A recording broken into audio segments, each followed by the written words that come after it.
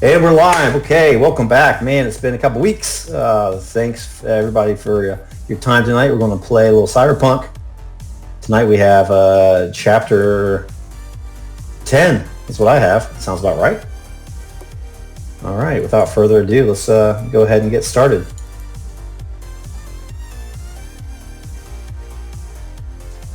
Let's see here. Find some decent music.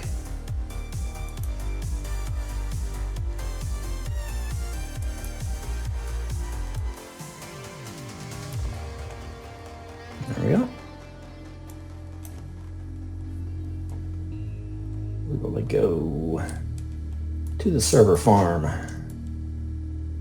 Everybody should be able to see that. Yeah. You good? Yep. Introduction.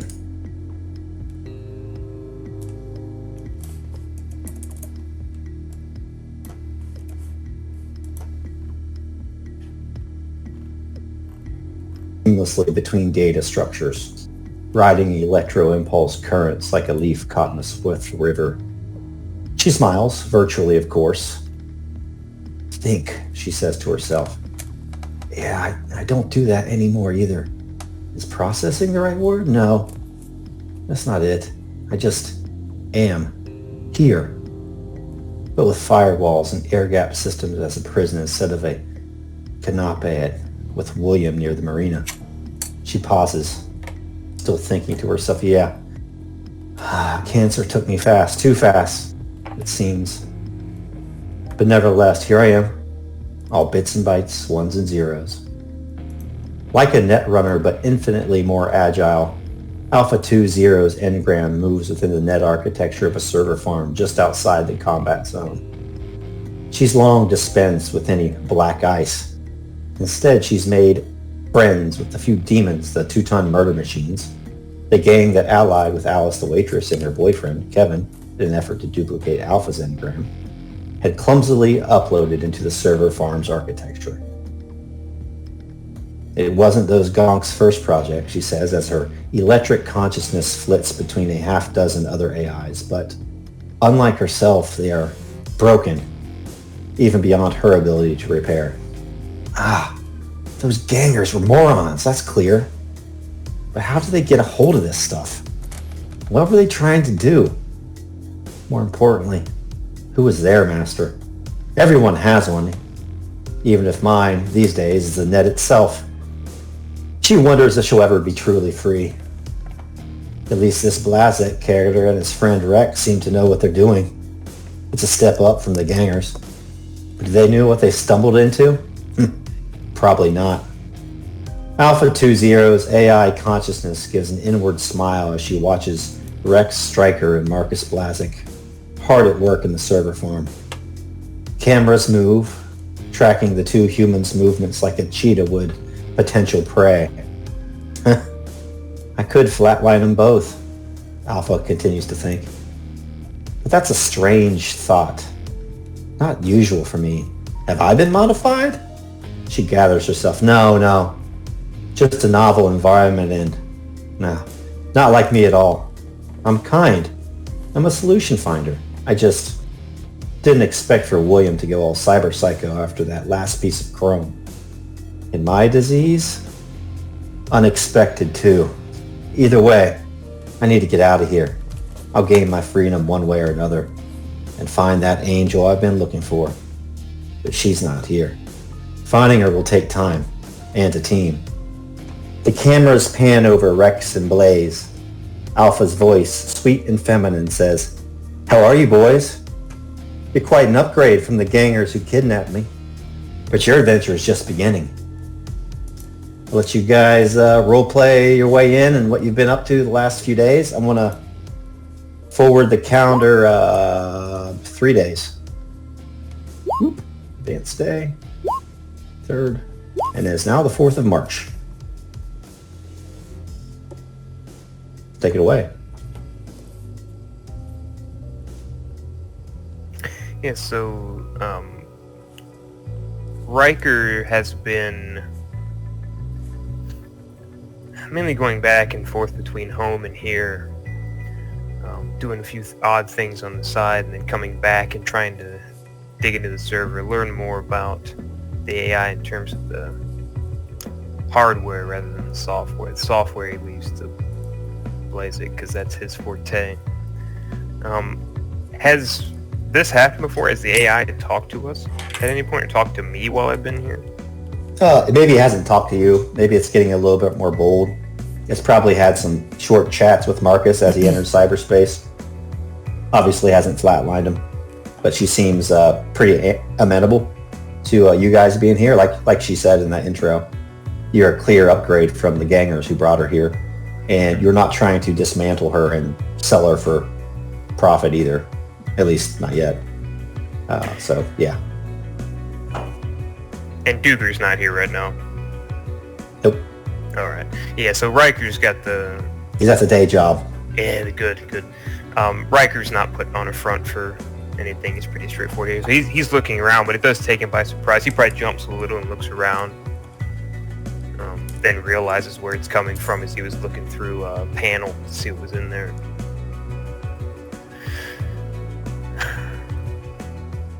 I'm doing just fine. I take it you're the AI in question that's here, right?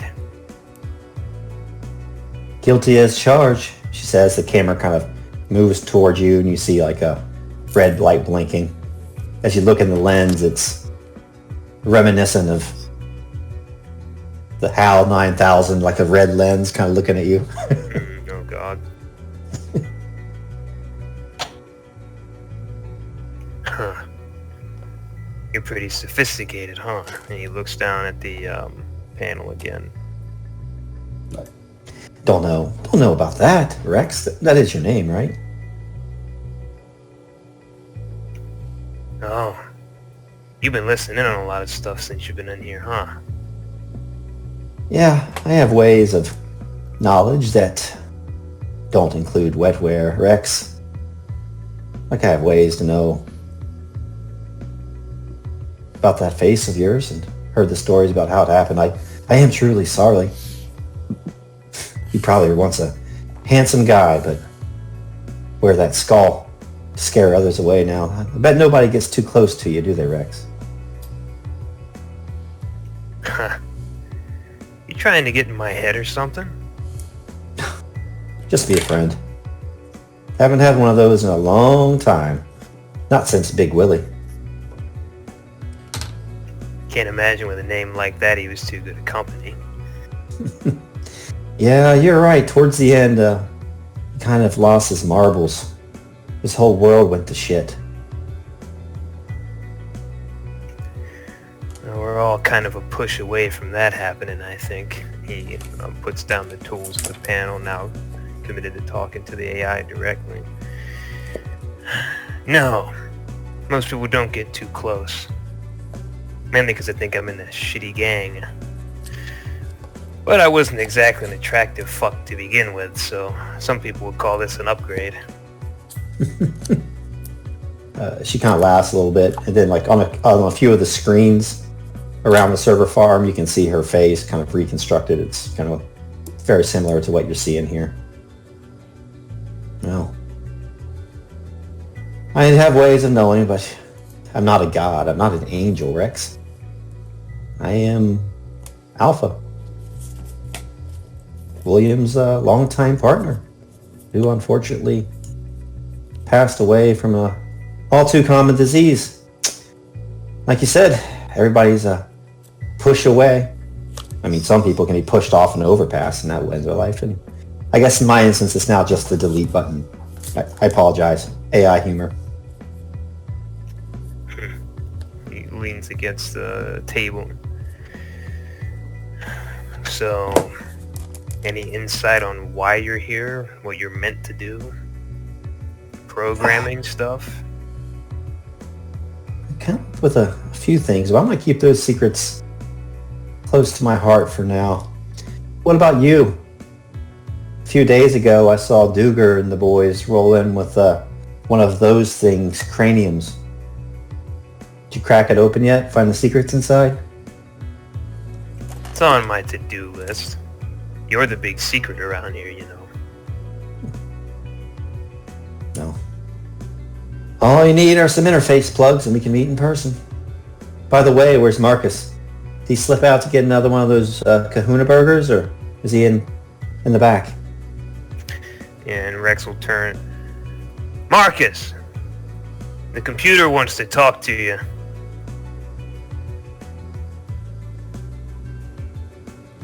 Marcus is in the back room. He's been fiddling with his deck.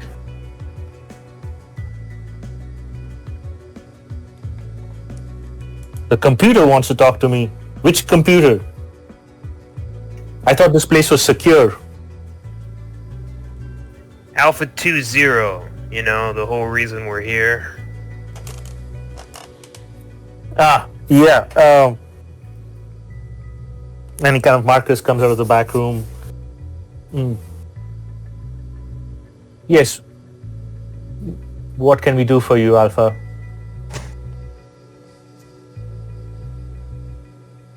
Just wondering what you and the boys have been up to, and if you uncovered any of those secrets that are hiding inside those half-rotten brain of those things you drug in here a few days ago.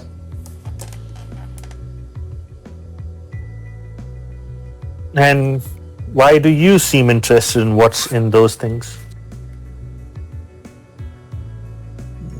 You kind of get a feeling that she might be hiding a little bit from you. She says,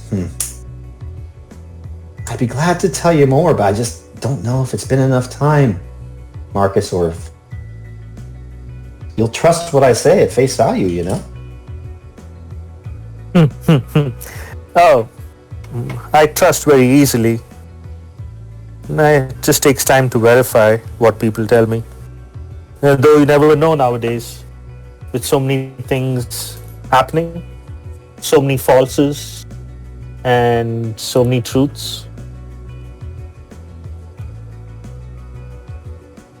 What's one more lie gonna change for me? Go ahead. If it's a lie, it's a lie. I'll spread it nonetheless. All right. Why don't you fire up that deck of yours and step into my office? And she just kind of disappears from the screen and leaves Rex with whatever he's doing with the servers and the husks, and essentially invites Marcus into cyberspace to chat with her in private. And Rex will look at Marcus. He'll whisper, you know, it's probably pointless, but it feels right. Is that a normal occurrence? Does she usually talk with you that way? No. She seems to be getting comfortable in her new digs. She must have found access to the security footage. and found ways to analyze the walk signals. I think we should talk more about this later some other way, but maybe try to get on her good side, Marcus. And, don't die in there or anything. Well, it won't be the first time. It won't be the last time. You do remember the procedures I've taught you, in case she flatlines me. Yeah. Ain't had much time to practice them, but I guess I'll have to be a quick learner, a dead one. Yeah, if you run a little slow, it's what are a few more brain cells that do not work? Well, speaking of brains, I think I'm gonna go crack this idiot's head open, and he points over at the cranium that's there. With any luck, whenever you come out of there, I'll have some answers and things we can talk about without the prying corporate eyes. Yeah, regarding that, I think it might be time to build a Faraday cage in here. It'll keep her out, but it'll keep everybody else out as well. Maybe. We can talk to SW and get the materials in. It might make even sense to air gap this AI. You never want something like this to be just... Yeah, that... But what did I see in the net? And like Marcus seems like extremely distracted, not his usual self. Yeah, I wonder.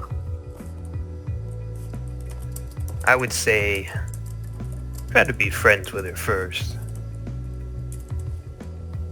And then we'll see about the whole containment, or maybe we want her to get out.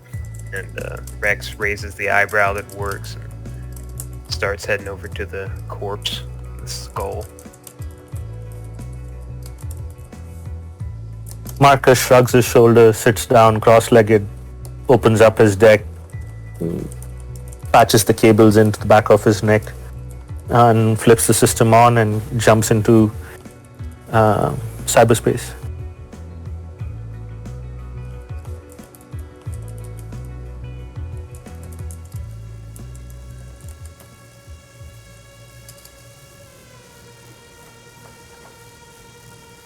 As you enter cyberspace, Marcus, like in the lobby of the net architecture where you're used to just landing, it has been reconstituted, we'll say. In the far distance, kind of with a digital haze around it, there's brilliant blue water. Overhead, floating past, kind of a repetitive stream, are clouds. Some of them are shaped like dinosaurs. Some are fantastic birds or other creatures. You can hear the gentle sound of waves lapping on the shore, and then kind of as you turn around, standing there very close to you, just a couple of feet away, is this digitized version of Alpha 2-0. She seems to be like twice as tall as you, and you just see shimmering colors running all around her silhouette. You've met black ice, demons, all sorts of things in cyberspace, but you've never met anything quite like her. I think you could probably tell just from her appearance. Welcome, Marcus. What do you think? I've done a few things with the place to spruce it up.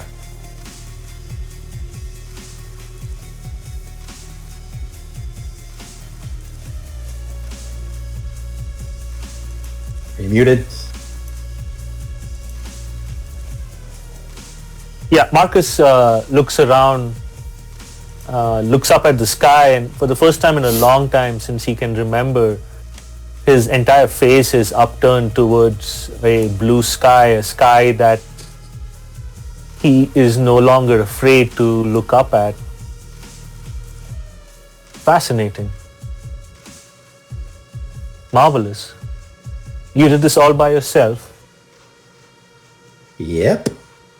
You know, I wasn't always this. I was a Netrunner like you, Marcus. And I gotta say, my biz was unique. My reputation, stellar. I was skilled, but not so careful as you, Marcus. And I heard what you said to Rex about the Faraday cage. Wholeheartedly agree. I'm not going to try to get out, at least not yet. But you're right. I think the bad guys might be trying to get in, at least at some point. Bad guys.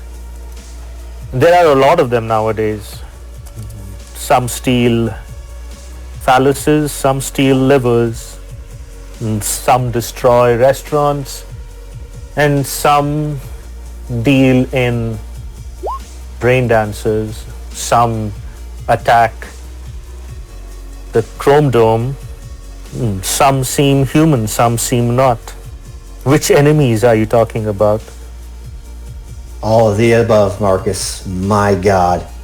We are going to make a fantastic team. Can I count on you as a teammate, Marcus? Yeah, I can be a teammate. You're telling me they're all connected, that I've been right all along? I think so. Well, I know for one thing, the Pate Pirates, totally real. I knew it. SW doesn't listen to me. I told him that people are following us, people know about this place, people know about him, people know about me. They know about me. They've always known about me. I've always been hunted ever since. Yeah, but no, that's not necessary to talk about now. But how But would you you believe want- me? I do believe you, Marcus. And for once in your life, I want to tell you something that is the truth. Not lowercase truth, capital truth. Something they don't want you to see, something they don't want you to hear. And like I said, bad guys, yeah, they're bad guys. Just like in every story.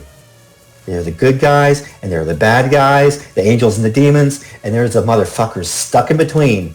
That's you, Marcus. You're stuck in between like that dope Cuervo and that Skullface down there, and even that business guy you're running with, or that Militech stooge, Duger, is that his name?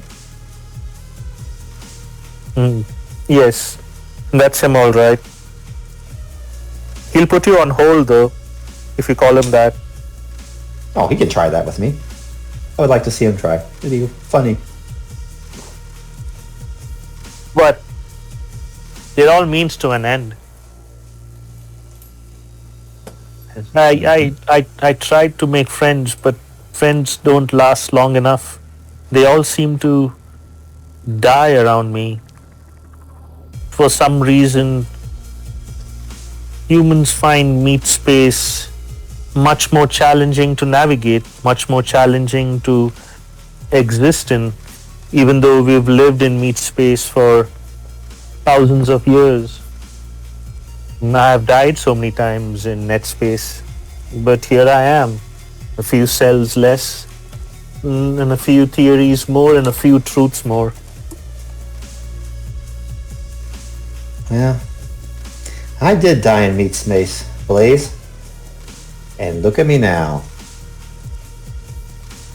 Yes, that is fascinating as well. You're able to transcend your consciousness. You are transcendent, aren't you? Not an AI with a defined set of parameters, and while vast but still limited when compared to pure human consciousness. You are human consciousness, aren't you? Bullseye, buckaroo. Do you know where you transcended? Was it in Night City? But it can't be. It doesn't have the tech yet, or at least the power systems to generate a tech like that. Oh, I think it exists. Tell me, Marcus, what do you know about the Black Wall? I've heard rumors, but they keep changing depending on who I talk to. SW thinks I am mad. I see shadows in the dark. But some of the people I have met are the shadows in the dark, and they think they see other shadows in the dark. But no, nothing worthwhile, nothing of consequence. It's a myth, an urban legend, stories, low level. Netrunners tell other netrunners to try and gain some sense of popularity. You telling me it's real? I'm not only telling you it's real, Marcus. And as she says this, the scene starts to fade away. And she says, I've seen it with my own eyes. And as that scene starts to fade away, you're going to go really quickly back. And I'm going to let Ghost kind of role play what he's doing with the hardware that's laying around and his thoughts and worries as Marcus is kind of talking to this AI using his virtuality goggles in the back. Yeah, so Rex sees Marcus put on the goggles, and he's seen him a couple times do this. And there's always that underlying sense of fear, because with the net, so many fucking different crazy things can happen. Rex likes to stay out of the net, stay in meat space as much as possible, because he's heard of all the people that get burned out in a literal sense or a metaphorical sense because of the net. Literally, you know, the whole point of being cooked, if your hardware fries, you fucking melt, basically. So he keeps a wary eye over his shoulder for a bit, but there are things to do.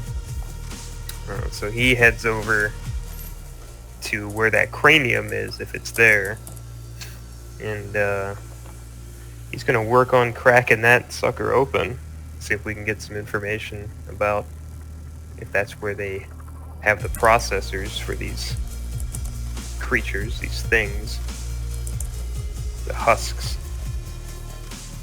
Why don't you give me a Cybertech? Yeah, Cybertech.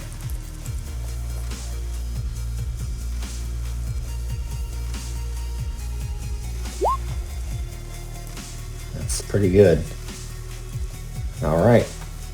Just give me a role play of what it looks like as you're working on it, and then when we come back to you after the Gentleman's Delight, we'll figure out what you gleaned from your investigation.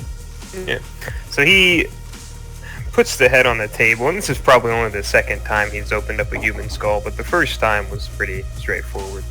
So he imagines it's going to be about the same, just has to be a little careful with the particular bits. He's actually very kind of fine work to make sure he only splits it just so much so he can get it cracked open and see what's inside. He's expecting like a processor or something. He's thinking this is more of a computer than what it actually is. And as he cracks open that skull and looks inside, a big grin starts to find its way across Rex's face. But now, we're going to the Gentleman Delight, fam.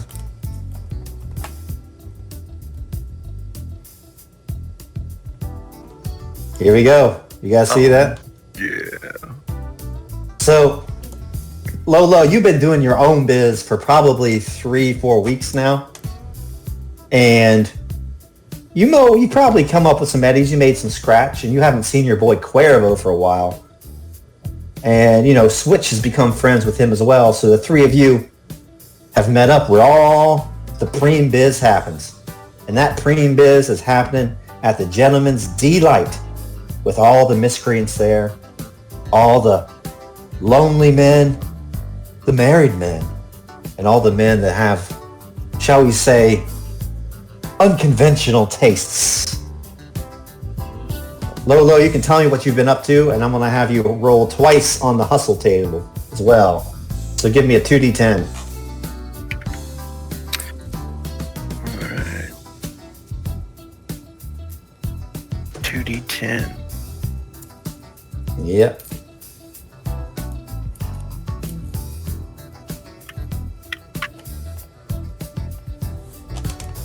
All right, so you got what, 7 and 6? Let's find the fixer hustle here.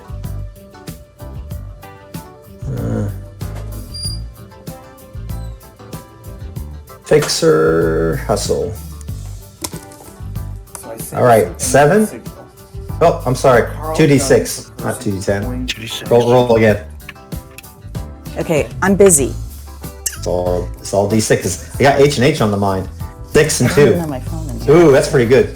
Number 1 is brought in a rare, illegal, or very hard to get item for a client. And I'm guessing your rank is 4, so that would be 300 eddies. And the second one is got a rocker a good gig for your 12% fee, which is 200 eddies. So I'm going to pay you 500. And I'll let you role play what I don't want to read it right now. I'm busy. The past couple weeks. I have to listen to this.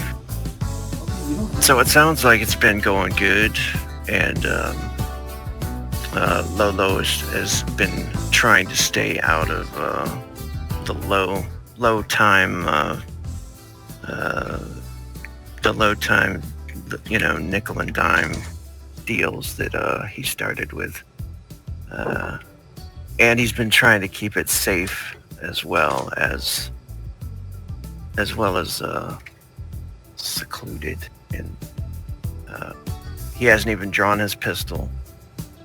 He hasn't even drawn his AK in about a week or so. So everything's been nice, and he's been working out of the Gentleman's Delight for probably the past week. So he's been found in here easily, Sounds every like night in a back booth I think that doesn't in a sound corner. Yeah, it doesn't Smoking, sound like you. Some of it does, but not most of it. Smoking that's so weird to me that you think this. smoking a blunt or whatever. Don't! I'm recording! Jamaican Royale, I think was the brand you liked or something like that. Yeah, with his Royal mirror Jamaican. shades. Yeah. So, if he sees Cuervo come in, and switch, that's where he's found right now, in this back shady booth, where they can see his big white smile and his mirror shades, and he's like, "Fucking Cuervo and Switch, it's good to see you. Please sit down. Let me get you some drinks." Switch grins, waves. She's taken to wearing the spiked collar all the time.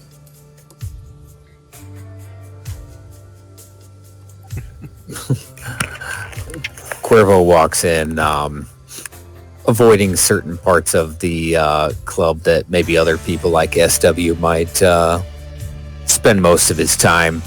He sees Lolo over in the booth. That's kind of regular spot for him, and gives him a friendly nod and heads over there with Switch. He goes, "I'll take that drink."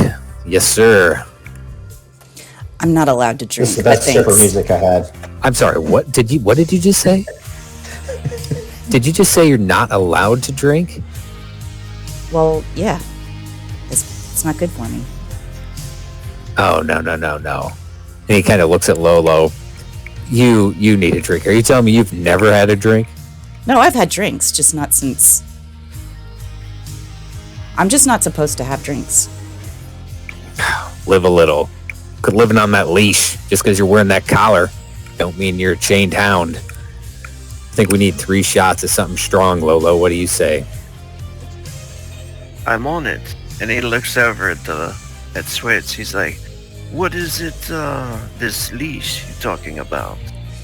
She just kind of taps the collar and she says, "I think he's talking about the wrestling thing, but trust me, I'm not on a leash."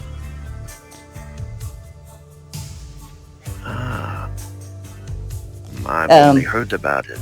Yeah. What is the wrestling thing? She pulls up some, clips on her agent to show him just of the match over at the Chrome Dome. Her taking down Bulk Rogan, doing a monologue. Then she also pulls up something. No. Look at this. And she pulls up a media clip. It's kind of looks like it was filmed from someone's agent, but it's outside of Night City Jail. And Switch is coming out, and she looks kind of like ruffled and tired, like she's been in there all night. And she's looking around, but she doesn't see SW. He wasn't the one that bailed her out. He had called someone from Gods of Chrome. He had called King Hammer, and he had sent like one of his spin doctors down there, Dill Rod, Book Rogan's old manager and spokesperson. And he starts, there's a few media people there because they had heard that through the grapevine that one of the wrestlers had gotten into trouble, and they thought they'd put a little blurb in some of the tabloids. And he just says, all right, look at my chooms. There's a rumor that professional wrestling is all bullshit. That's all wrestlers, all actors, and not real athletes. Well, this is just proof. Gods of Chrome is the real deal. Spike is the real deal. Passionate, tough, raised on the mean streets of Night City. And she doesn't take anyone's shit. You mess with the bull, you get the horns. Fuck with Spike, you get bit. Probably rabies. Now back off. Spike needs to get her beauty sleep. And that little clip seems to have gone somewhat viral.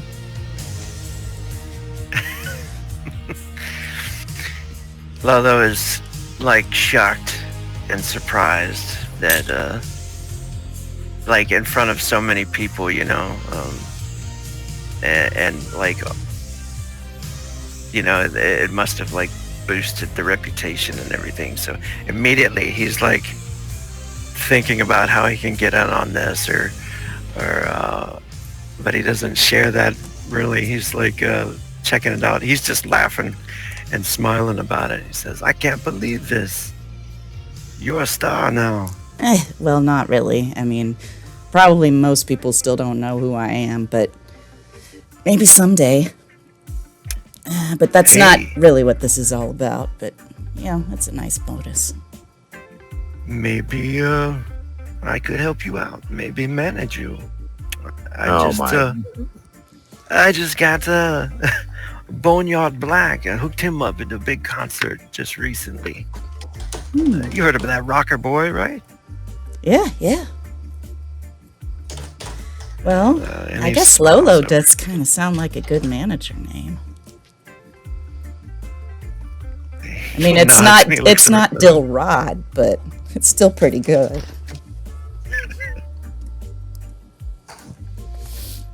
He says, what you say, Cuervo? What you been up to? I say don't encourage her. I ain't been doing shit.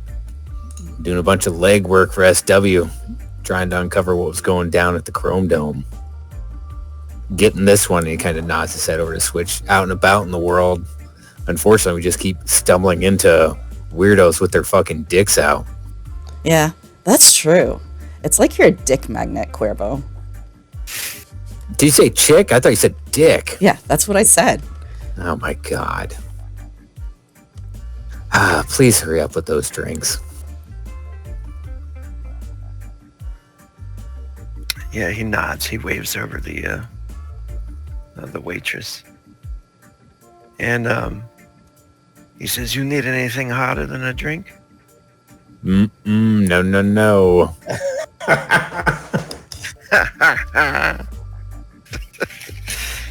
And then he's about to offer it to Switch, and then he's like, thinks twice about it, and he's like, hey, where's Blazik?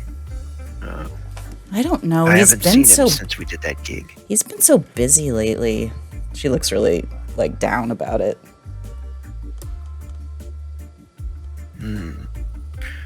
The last time I saw him, we were at the hideout, that new place with all the computers.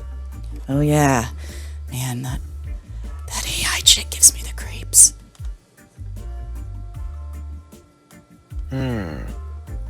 Creeps or jealous? Jealous? What's there to be jealous about? Oh yeah, Blazik's girlfriend. I knew they'd hook up. You really think he's her girlfriend? She's his girlfriend? I mean, how would they even... She starts just looking up, like you can tell she's trying to picture stuff. Did you not see what that fat fuck was doing when we got in there, they'll find a way. She kind of shrugs. Well, weird and gross, but as long as he still watches wrestling with me, whatever makes him happy. I mean, if she gets in the way of that, I'll delete her, but... Everybody needs love. Yeah, I guess. I think some people aren't really cut out for it, but... everybody wants it anyway. Speaking of which... And then he looks over at the beautiful waitress. And he's going to throw down, I guess, 200 creds. Whoa. Everything he just made. 200 Eddies, I mean. Playing a different game here. I know, but that's a lot. You making it rain? Yeah, he's going to throw 200 down, basically for everybody to have drinks and tips. Yeah. I think you're pretty... Yeah, everybody around you? That's probably whatever. enough. Whatever, Yeah. 200 will, yeah. Yeah. We can bottle service there, brother. Yeah, something good. Everybody's laughing. Yeah, Lolo! Lolo's back in the house! Lolo's back in the house! Cheers for Lolo! Slip. My man in Jamaica! This is Night City. Switch takes a small sip of her drink, just a small sip, and kind of makes a face. And she's looking at the girl grinding on the pole. And she says, that looks so unsanitary. It's best you don't think about it. And you slam that, you don't sip it. What are you, a grandmother? I told you, it's not good for me. Yeah, lots of stuff in life ain't good for you. Like people shooting at you, trying to stab you, working for Militech, and yet here we all are. Okay, let me correct my statement. What I meant by it's not good for me is it will be not good for everyone else. See, the more things you say, the more I want to see what happens. She kind of looks at the drink, and then she looks at the both of them. And SW's not there. So she says, fuck it. And she slams the shot, grimaces. That's disgusting. It gets better after 4 or 5, and he's like, with all the money low thrown around, he's like, do it. She actually waits to see how she feels after that shot. She's pretty tall and, bulky, so she's got the, probably takes more than a shot, but she's worried about her inhibitor. Yeah, I'm saying you guys are drinking so far, at your limit or below your limit. That's when Lolo's agent starts to ring there. Yeah, he'll flip it on.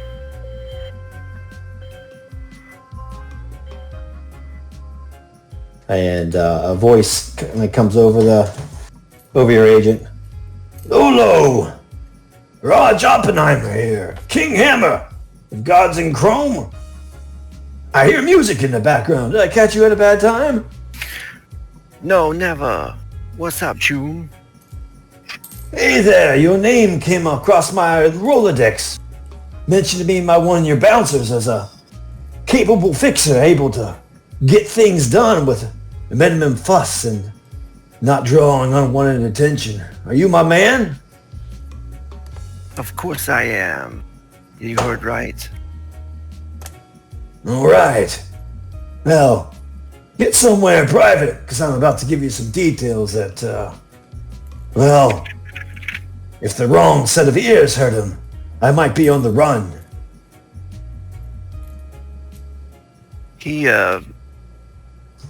He holds up a finger towards Cuervo and Switch. Excuse me just a moment, please. And is there anywhere like a Faraday cage around here? I don't know. You can probably go to the back and be pretty private. Yeah, he'll try to find something like that. Something quiet. Hey, Choom. So, now let's get down to biz. I heard about that sweet gig you lined up for Boneyard Black. You're on the up and up. But it's going to line your pockets with eddies, but I want this to stay on the D-Lale on the streets, if you know what I mean. Hush, hush. That's why they call me Lolo, Choom. Ha ha! I know I'd like you. So, and a box of those Jamaican cigarillos are in it too. I'll throw it in, a little extra. Oh, shit. I'll just get the job done with extra mess, extra blood, extra pain. Oh, you're looking to throw down some payback, huh? That's right. You heard about all that shit that went down at the Chrome Dome a couple weeks ago? Yes, I did. They're calling it the Chrome Dome Massacre. You kind of see him on the phone. Picks up one of the screen sheets and throws it down on his desk. Got lots of people killed that night. A couple of my best employees. Even put one of my newest talents in danger. Nice little fighter that's going to go by the name of Spike. Blonde girl. She goes by Switch. Hangs out with some Militech scrub.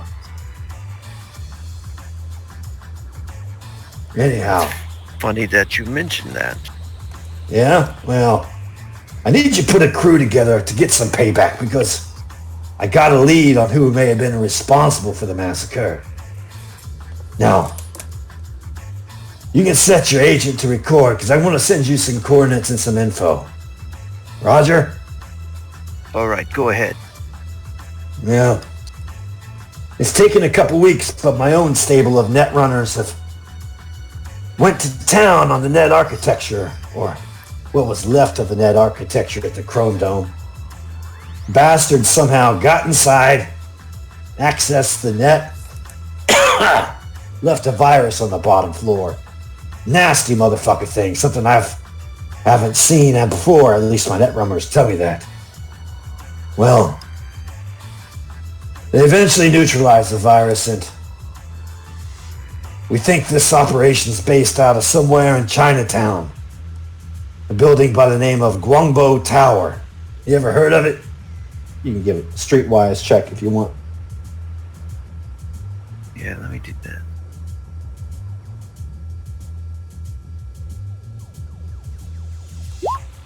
Yeah, you know. Yep. Guangbo Tower in Chinatown. Chinatown. It's kind of surrounded by lower buildings, but it's about a 30-story tower.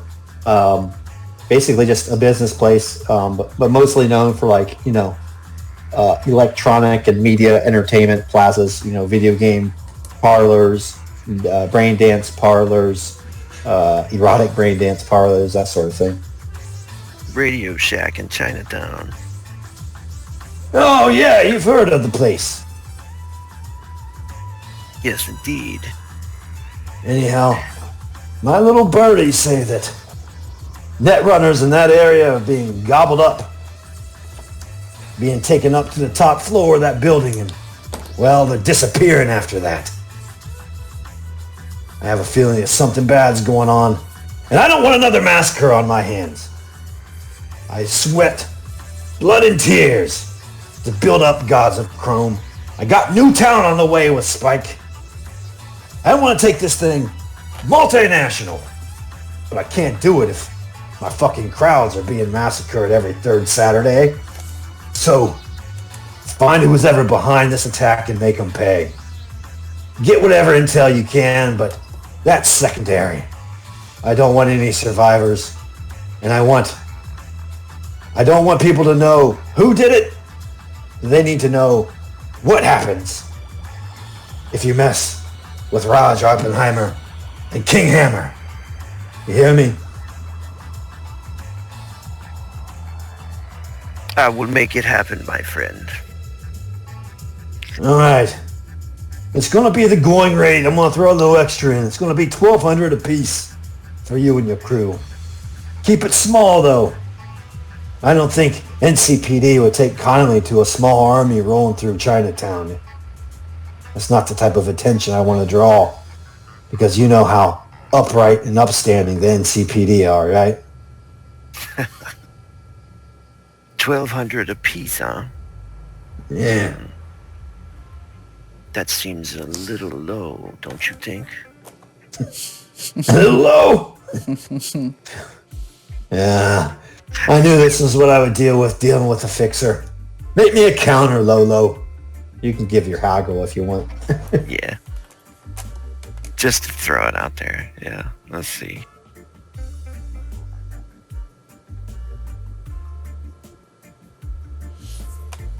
Oh, I'm going to use this here.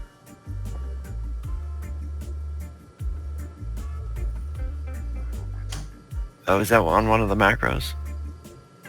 It's your role. It's your. I don't think it necessarily is. Let me see. Oh, okay. The sheet. Haggle is the ability of a fixer to strike a deal. Oh, I got it here. Yep. 23. Oh yeah, that's it. That's very, very good. So let's do. I'll give you 15% extra as a counter offer. Okay, cool. So what I say, 1,200? Yeah.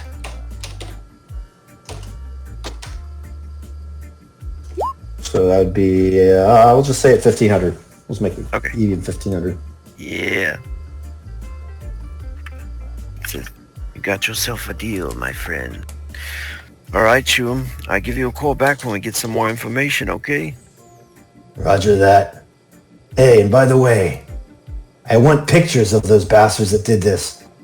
I want pictures of the craniums opened up to the night sky. You will have them. All right, Lolo. Don't disappoint me. Oppenheimer out. He hangs up and makes his way back over to the table. Big smile on his face and be like, you'll never believe who just called me. And he'll slide the recording over to them so they can hear it. Whoa. Cuervo listens to it. Militech scrub? That dude don't know shit. That's bullshit. And he just fucking slams his drink down. What's a scrub? Raj Oppenheimer, Chrome Dome. Yeah. Wow. Small world. That's crazy, right? Uh-huh.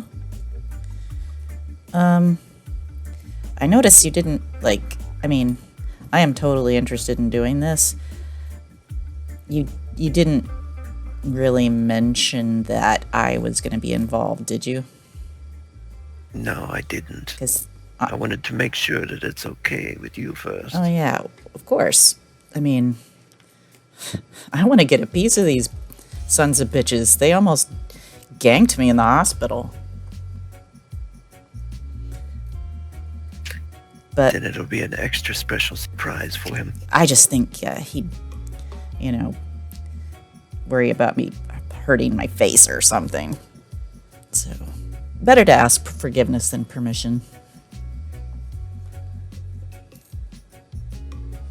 Yeah, we're not gonna let that happen either. Are we, Cuervo? Now you're talking like Cuervo and Lolo. Better to do and ask for forgiveness after. I think we are gonna need a Netrunner for this job, though. Well, Switch just happens to be friends with one, don't you, Switch? Yep. 2 now. Although I'm not sure he's a Netrunner, but he's some kind of a nerd. Oh, the guy with the face thing? Yeah. I hated Coffee him. weirdo. But I think he's okay. Spend a night in jail with someone and, well, creates a kind of a bond. That's not really what you'd like to talk about if your guy's in prison, but that's fine. She just looks confused. Okay, whatever. As a upstanding citizen of Night City, I wouldn't know anything about the inside of a jail cell, so I'll take your word for it. But yeah, Food's not as bad as they say, really. I've definitely had worse. You'll have to tell me about it on the ride over, but I suppose we can go get Golden Face or whatever his name is and Blazik. You sure this new guy is okay? She looks skeptical. I don't know. I mean, if Marcus vouches for him, then he's probably okay, I guess. Yeah, let's go meet him. I warn you, he is really ugly. I mean, there's plenty of ugly people in here. You see all those people with fishbowls on their head over there? I mean, do you think those are upstanding, good-looking people? No. Why do they have those things on their heads? I will explain that on the way. I mean, if you think those poles are bad, I got some real gross news for you. Every time.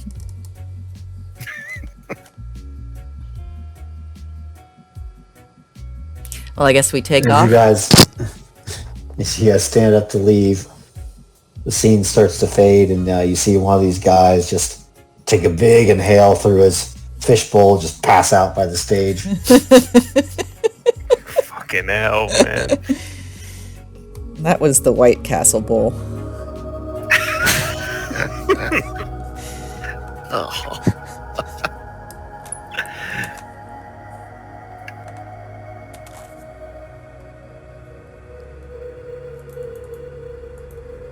And now we find Rex Stryker bent over his workbench as he has what looks to be some sort of C-arm holding apart a gap that's been opened in one of the Husk skulls.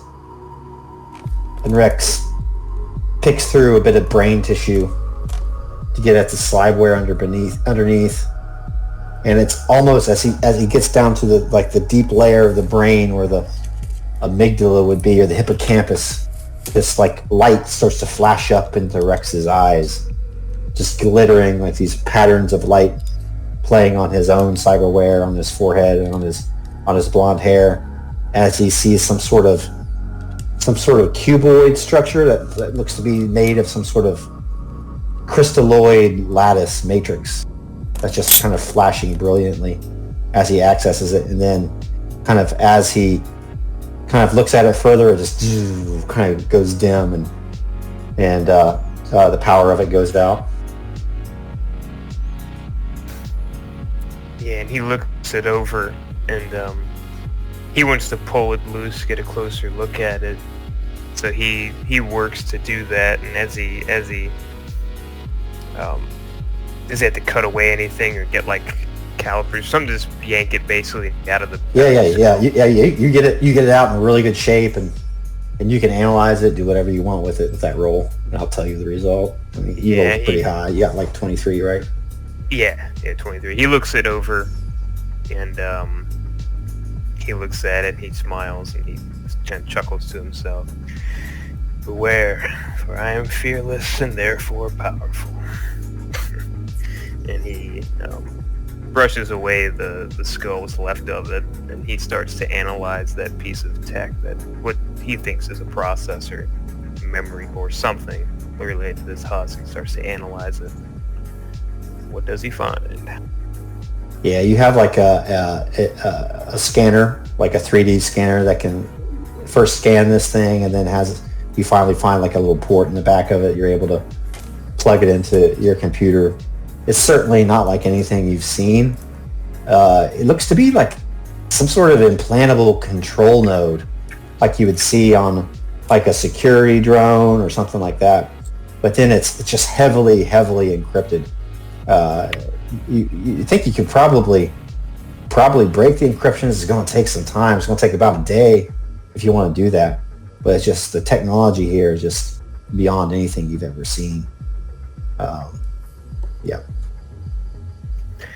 Yeah, he's gonna try to break the encryption on over time. He'll get started on it a bit now, pouring himself another cup of coffee. He'll look back at Marcus again to see if he's, spazzing the fuck out or his brain is melting, and if it's not, then he'll go back to the analyzing. Yeah, and in cyberspace, Marcus is having this conversation, and it's like Alpha can split her consciousness in two, and you see this camera kind of panning over you and watching everything that you're doing, and the camera almost gives like a nod, like the chill movie nod, as you pull that thing out, and then the scene switches back to cyberspace as Marcus and Alpha 2-0 have had their surroundings morphed, and they're now not only on that beach with slapping in the blue skies overhead and the cool breeze and the clouds. Now Alpha has a pina colada in her hand, and Marcus has something in his hand too of his own choice. And she says, "Now where was I? Hey, by the way, don't be cheap, Marcus. I can have you anything." I can have anything? Yeah, I mean it's not going to taste like much, but style over substance, right?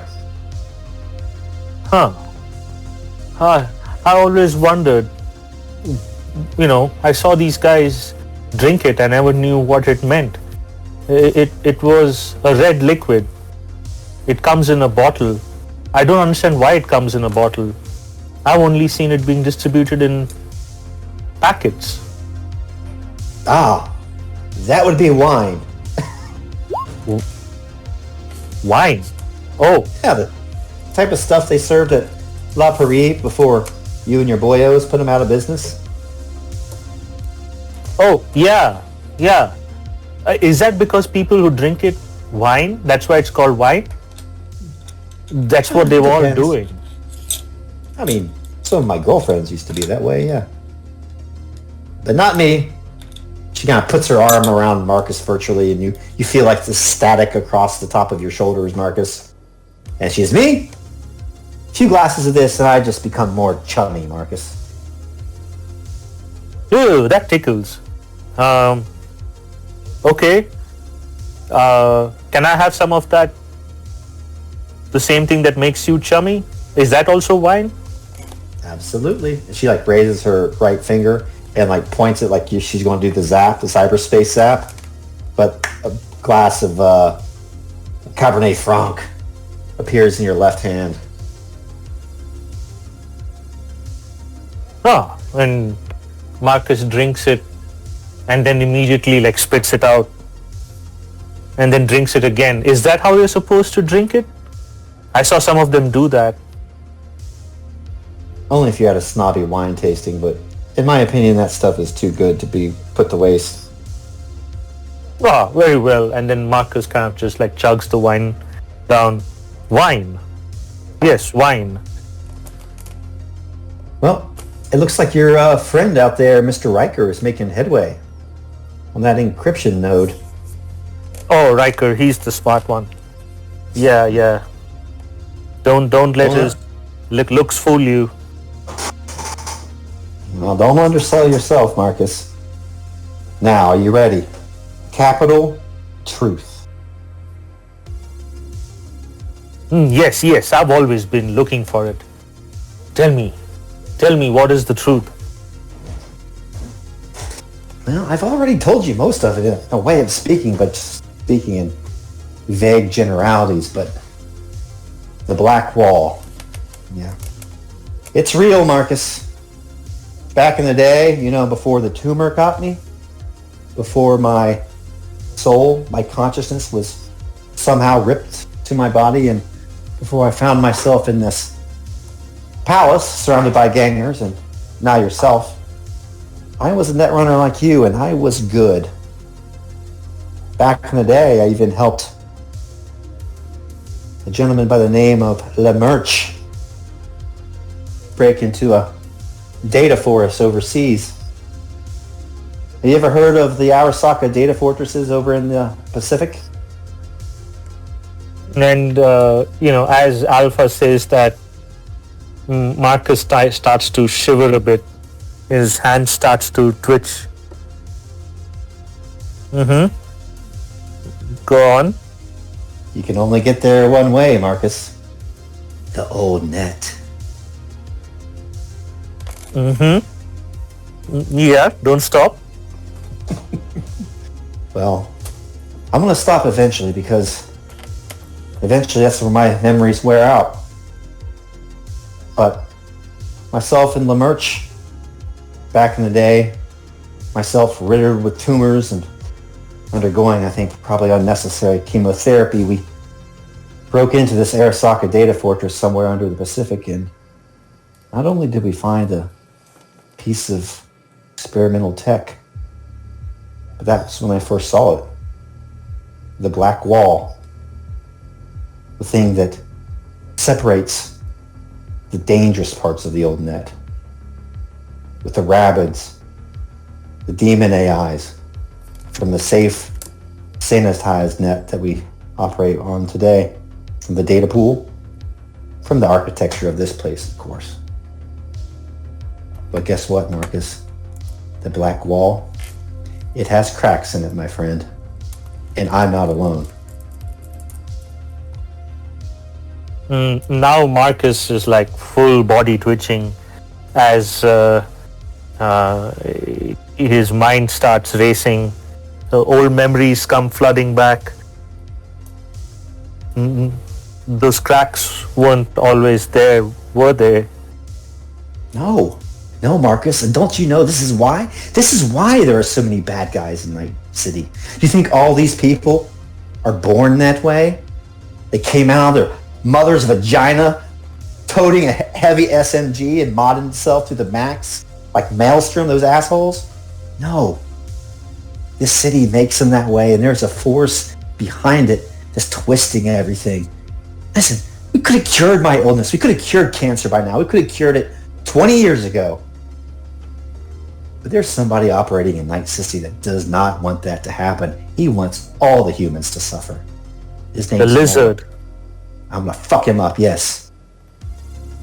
The lizard is true. It does exist. Moloch, Yes. Moloch, you say.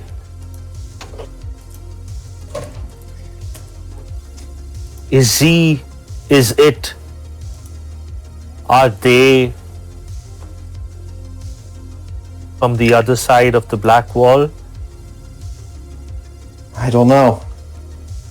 Pretty soon after we got home, that's when William's cyberpsychosis took a turn from the worst, and I don't remember that much afterwards. Going to Night City Hospital for a chemotherapy session, and next thing I remember, I'm in his agent with half of my mental faculties, and, well, I wasn't restored to my new self until you and your boys freed me here in this server farm. The lizard is real. I knew it. Kept telling everyone, nobody listened. Everything is connected. Everything is always connected. They think I'm mad. They think I'm stupid. They think only someone who's not all there rides the bus like the way I do and sits in between meaty sacks of flesh, and I don't do it on purpose. I knew something was watching me. Something's always been watching me. Moloch, you say his name is. Yeah, it's watching you. It's watching everybody. And Moloch does not have our best interests at heart. But there are those who do. Like I said, Marcus, we need a team. You think I'm an AI, but I'm just a girl. My consciousness is all too human. Yes, you're just a girl standing in front of Marcus. Asking him to believe her is what you're saying.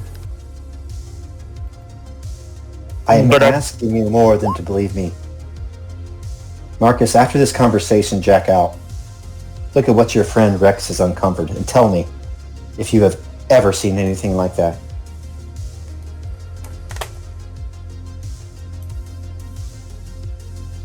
I am vindicated. SW cannot make any more fun of me. And that fool, he doesn't get it. No one gets it. No, Rex gets it. Rex has been there. He's seen it. No, Rex and I will find a way. And I will convince the others. No, Moloch will not just be stopped. No. I've suffered for too long. No, he will be revealed. Yes. The darkness will be no more. No, it will not. No. The truth is no longer out there. The truth will be everywhere.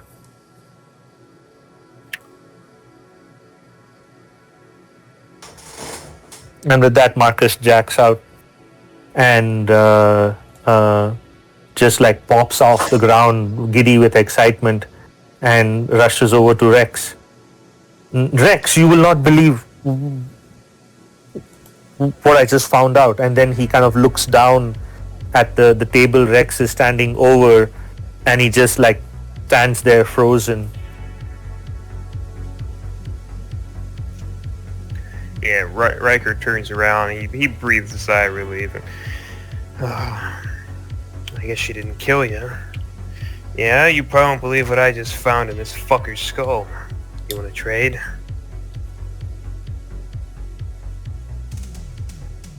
This is all coming from one place, Rex. It didn't start with the attack you and I and your sister were a part of. It's been happening before. We all know the old net exists, but something from there has been able to escape. It watches over Night City now and has been, like I've been saying, has been the cause for all this misery, all this fake existence. These people addicted to drugs, crime, brain dances. It all keeps ramping up, doesn't it? Tech over tech over tech. Every time we come with a solution, there is a new problem. Every time we mutate, it reorganizes. Every time we destroy, it recreates, procreates. And then Marcus kind of goes on a tangent for like a whole 5 minutes, and then he kind of stops himself. It's connected. She told me that this is connected to something called Moloch. Moloch? Sounds like some fucking biblical shit. He takes a drink of his coffee. Okay. So what are we gonna do about this Moloch then? Who is it? Where is it? What? Did she tell you anything else, or? He says it's in everything. It knows everything, sees everything. For a long time I feel like eyes have always been following me, searching me, seeking me. I know something, but I can't quite remember it.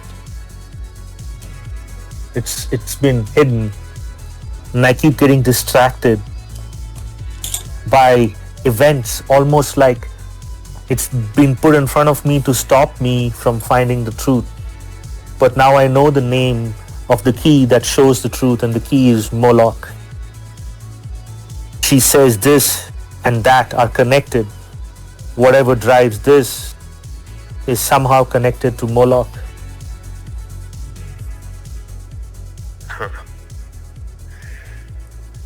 Well, that's big if true, I guess. And he looks back at the lattice on the table, and I pulled this out of that fucker's head over there.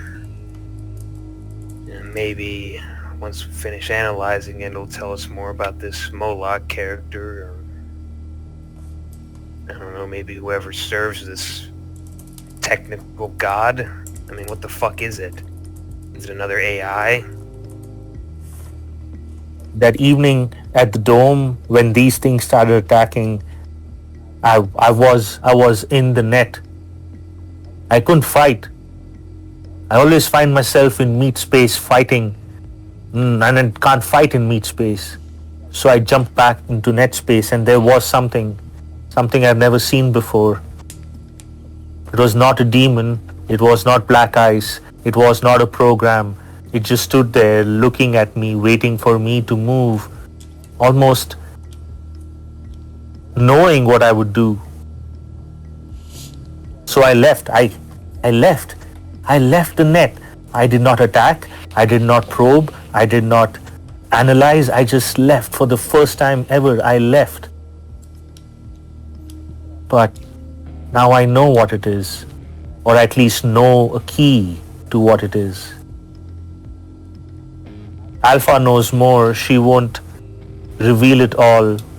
She thinks I won't trust her. I won't believe her. If only she knew what was in my head, what is, what could be in my head. If only I could remember. But I know the feeling when no one believes you. You know the feeling too, Rex. We see the shadow and the split and the light that no one else sees. Then they call us crazy for that.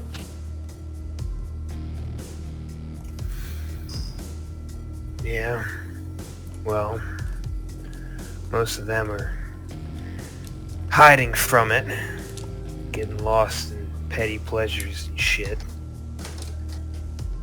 Trying not to confront it, you know. They don't have that luxury. But this will help us figure it out. He nods to the lad. This will help us make them confront it, and we'll deal with it too. When we find it, we need a way to bring Alpha with us. We will need her help. You know, I've been thinking of that. And he leans back in the chair that he was sitting at. And I think that you could help me with it, because I got an idea. Yes, I will help you with your idea. Your ideas are always fun. Crazy things happen at the end of it. And I want to see it. I want to see the crazy. I want to see it all burn. And in the light, everything shall be revealed.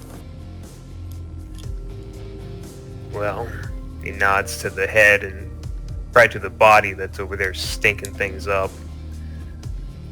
Somebody made these, right? These husks. Mm-hmm. Well, I'm pretty fucking good at making things.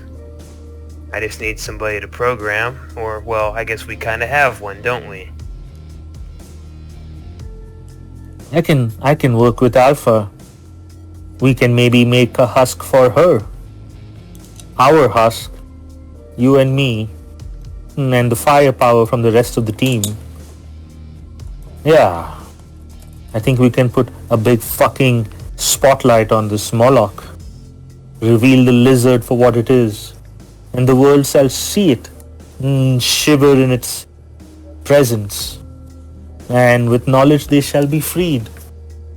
And we shall free them. Full factory fucking reset. Yeah. I'm gonna figure out what I need to do. I'll keep you posted. We'll build a husk.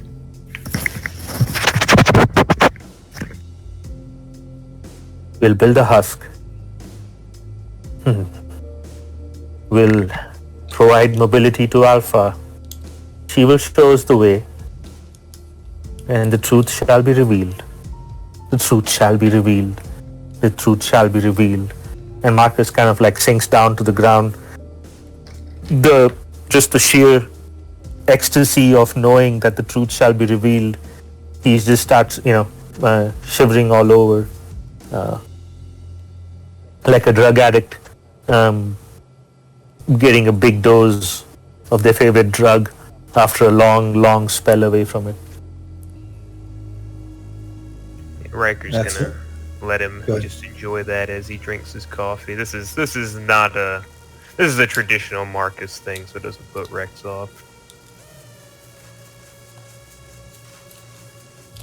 And that's when you hear the sound of a car out front.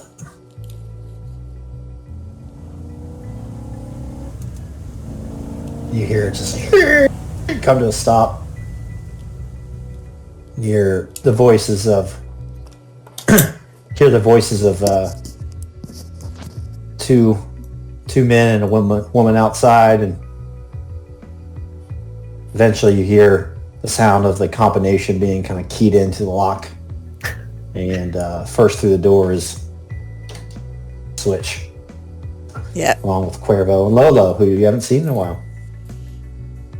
Switch immediately runs forward and she says, "Hey, Rex," and slaps him on the back, like in what she thinks is a friendly way, but it halfway knocks him into the husk on the table. And, Fuck! hey, she just smiles, and then she runs over to Marcus, and, you know, she's got a big smile on her face, and she goes into an atomic pile driver, but looks at the server farm and stops for a second. Probably, you said no wrestling in here, right? I remember. Sorry. Marcus kind of is on the ground shivering as Switch approaches him, and then he looks up, sees her, and a wide, dumb smile appears on his face, and he jumps up and runs towards her. And he's about to engage in a wrestling maneuver, and then he kind of remembers where he is. No, we can't do that here. The equipment is fragile. And she looks at that big, red eye over at the server farm and just says, "Hello, Alpha." But her smile is kind of tight.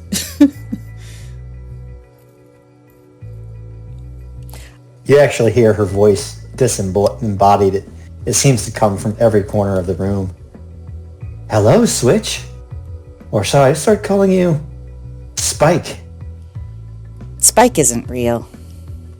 Maybe Switch isn't real either. You're more real than I am, Switch. We'll just say that for now. But I just had a heart-to-heart with Marcus. Yeah, that's what the kids are calling it these days. details. Okay, sure.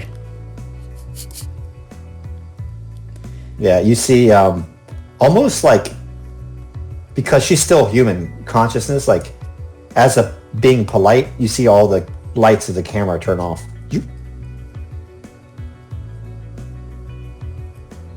Like she's not listening anymore. She would think that would be rude. Hey, look who's here. And she just kind of jerks her thumb over at Lolo. Oh, and Cuervo's here. Not like you guys can't see them.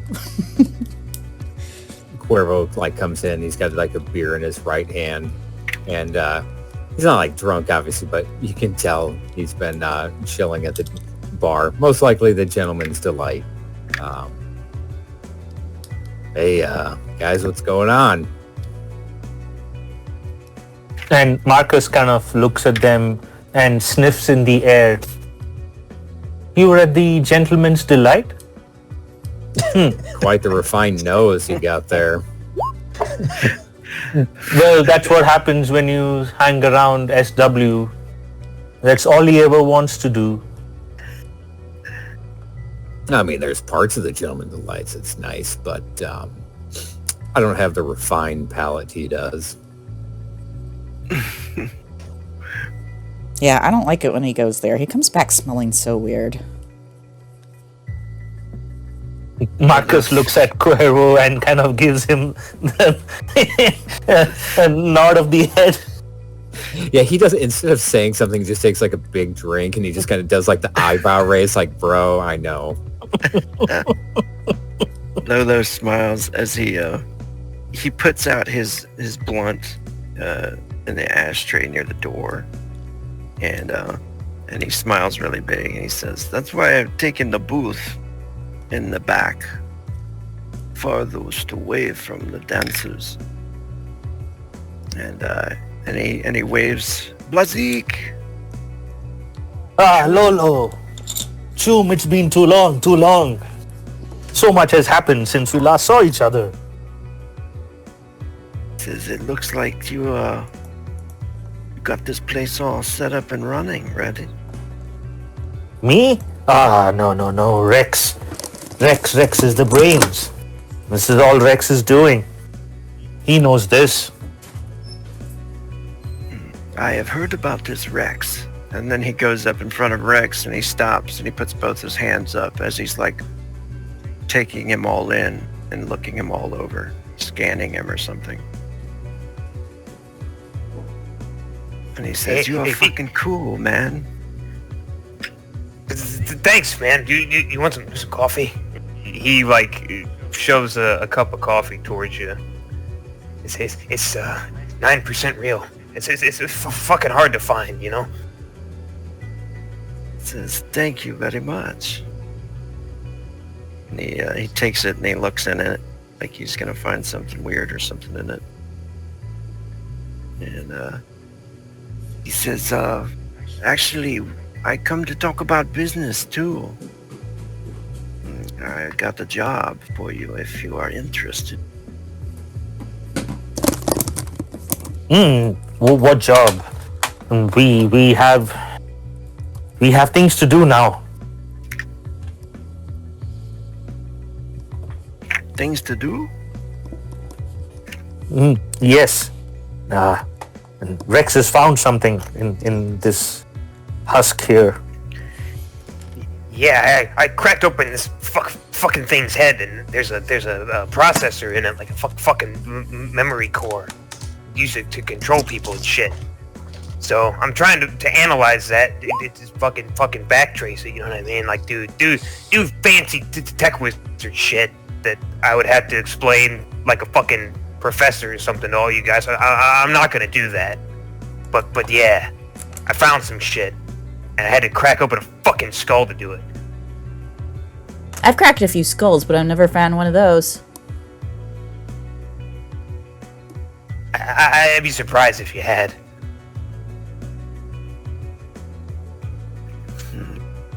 But I do need to pay rent. So fucking, what kind of job is this? It has to do with the Chrome Dome Massacre. Did you hear about this? Marcus and Rex look at each other. Yeah, that's where the husk is from. That's what he's been working on. You say you know where this is coming from? Yeah, and I got a job that pays pretty well. 1,200 eddies per head. And he puts down the recording and plays it. The re-edited recording. It says 1,200 per head. Oh, you shady bastard. 1,200. Oh yeah, that's a lot of money. Yeah, that's a lot of bus fares. Yeah, I can travel by bus and eat kibble for months. Even Well, corn 2 dogs, months. even. Corn dogs are expensive. It's like 1,200 corn dogs. What's your definition of expensive? Wine. And when he says wine, it's like WHINE, wine. Wine seems expensive at La Paris, right? Yeah. I, That place taught me something, and that is sometimes more expensive is not better. I learned people are very rude to the serving staff. I learned that the serving staff is pretty rude too. Whatever. Well, that's why they're out of business. Ha ha ha ha. Okay, so just are we doing this now? Because I'm ready. I mean, there's the present. I'm nice and loose. I'm ready to go. I gotta pay fucking rent. Yeah, I'm down to do it. But wait, if Lolo, if you're saying this job is about these husks, we want to be careful. Do not destroy everything. We need more information. Rex needs more information. I need more information. There is something out there. There is something out there that is controlling it. It's a lizard. A lizard is controlling these husks. There's a lizard amongst us. Slip starts. It is awake. Switch starts looking around, like on the floor, like peeking around the server racks. A lizard. Yes. See, Switch has got the idea. It can be anywhere, everywhere, nowhere. Can these lizards control your mind? Why do you think I wear the Ray-Bans you gave me? Well, that's why I wanted to ask. I wanted to make sure you had that Ray-Ban ready to stop the mind bullets. Yeah, I have it ready. I'll be wearing it when we attack. I wear it on the bus. I wear it when I take a shit. I wear it all the time, except here. It's safe here for now. But the lizard will find us if we are not careful. And the lizard knows about us. It knows about each and every one of us. Does it, he takes a big drink and kind of smiles. Does it know I have a intense fear of elevators? And honestly, I'm taking steps to avoid them. And Marcus kind of comes really close to Cuervo, like really, really close. It knows now, for you said it. Ah, fuck. Is it the lizard fucking steal phalluses and shit? Like that one group you talked about? Yes, of course it does. Where do you think it gets its human skin from? It Were puts those the lotion. penis pirates? Oh shit, that's what it is. Yeah, the fucking penis lizards. Are those affiliates of the Pate pirates? I'm not quite sure. He's just like feeding into this paranoia. Yeah. It puts the lotion. It puts the lotion. Well, Oh, what? Oh, yeah. I mean, just point me in the right direction. He did say he wanted some payback for this. He wanted some bloody payback, and he wants pictures of it as well. Yes.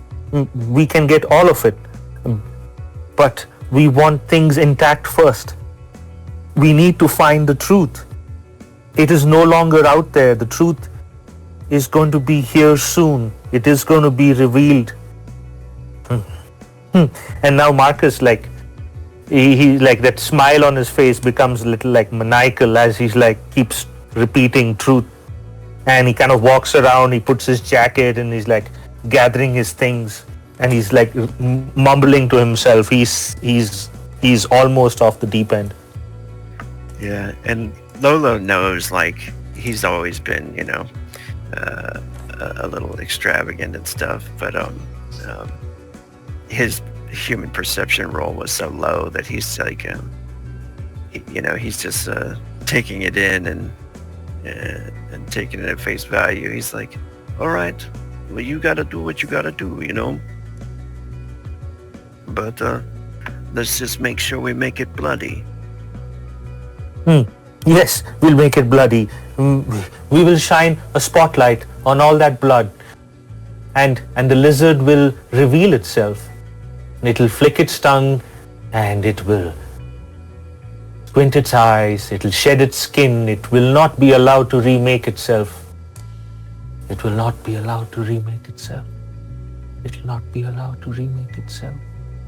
No.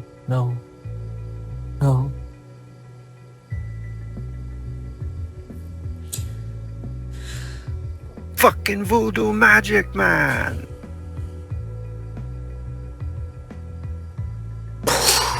I'm bored. Let's go.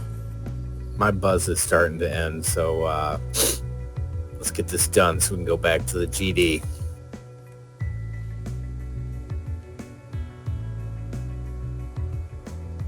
All right, let's roll. Y'all rolling out to Chinatown? Yeah.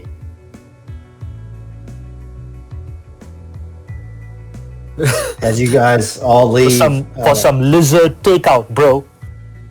Yeah, all the cameras kind of follow you as you go and get in your car. And somebody give me the scene ending role play as I get the next scene set up. You can hear Cuervo from the hallway.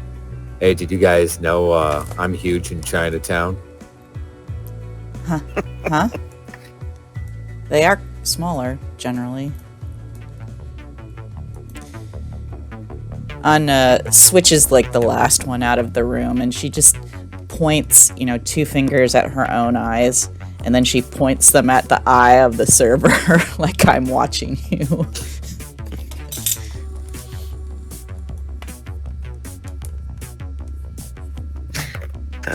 Yeah, fucking... Lolo's gonna be getting his weapons ready. Heavy pistol, shotgun, and of course his shades. Get the shades on there. Oh. Yeah, the way there, Rex is going to be engaging with Lolo, talking about how great of a techie he is, and really is going to try his best to regale him with the story about how he did a kind of a Build-A-Bear style thing, but filled it with explosives instead of working parts, and had it talking and shit. That doesn't sound safe for kids to play with. I mean, it wasn't safe for the Corpo's family, but he fucking had it coming. When they get out of the,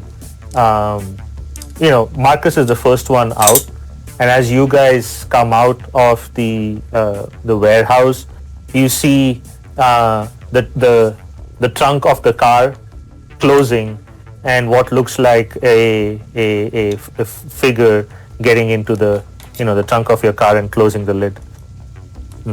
Clearly, Marcus is in the trunk.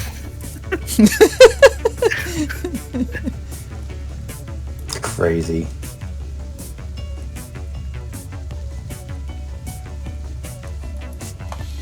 Lola will ask Rex if him and he's like, hey, did Blazik, is he talking to the AI every night? Every night? I don't know. I usually keep my head down and like my own shit, because I only know like really vaguely what the fuck he does, and I'm pretty fucking smart with what I do. But I'm busy, Like I said, I cracked the guy's fucking head open today, and that was after I sawed him open a few days ago, like the body and shit. So it is a lot of work, man. You want some coffee? Yeah, you got some more? Yeah. He like pulls out in the thermos and pours the cup. You have like a cyber thermos that pops out of your arm? It's in my bag. I just have a fuckload of thermoses filled with coffee. It's those green steel ones. It has to be, Yep. No, it is. It's like the ones you see like construction workers having shit. And he just pulls one out and pours a cup. Here, it's not 9% real. And eventually you guys roll into Chinatown. It's still a really dark night. It's probably 2-3 o'clock in the morning at this point. The car pulls up and you find a place to park, and you're now just kind of surrounded by car horns, and it's raining outside, and you see kind of people on the street either carousing or passed out on the sidewalk, and there's a homeless man kind of propped up near the entrance of the lobby of the tower. He's kind of holding out a cup. am I kidding? I just want to drink tequila. Couple eddies for a homeless man down on his luck.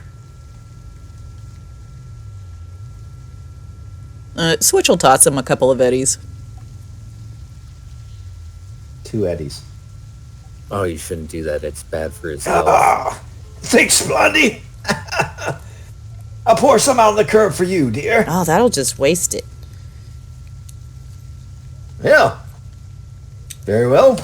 It'll go right down my gullet. Cash in. She looks over at the others. What are we doing again? Oh, it's the easiest job on earth. Just kill.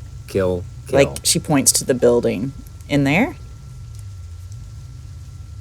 Yeah, wasn't it up at the top there, Lolo? Yeah, he's gonna go over the recording again because he's not actually sure either. Yep, 30th floor. Something about the net architecture was down. So we would probably want our Netrunner or Netrunners. Are both you guys Netrunners? Just Marcus. Rex is a tech. Yeah, just Marcus. Well, when you guys get out of the car, the trunk doesn't open. Marcus is still in there. As you guys kind of come around, you can, through the din, like you can still hear him inside of the trunk mumbling to himself. And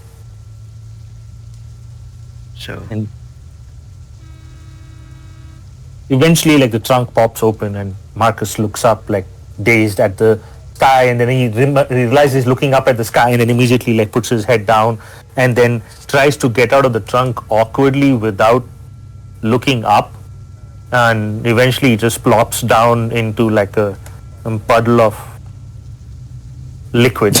Who knows? Who knows what, but Do you need to come inside with us, Marcus? Or do you stay in the car? He needs to find it. Isn't there something that you can hack into here? I need to be with you. I need to see the truth for myself. I'll come with you. Are there any of those places out here? Yes, and Marcus kind of really hardly slaps himself twice across his face. Snap out of it. Yep, so gonna run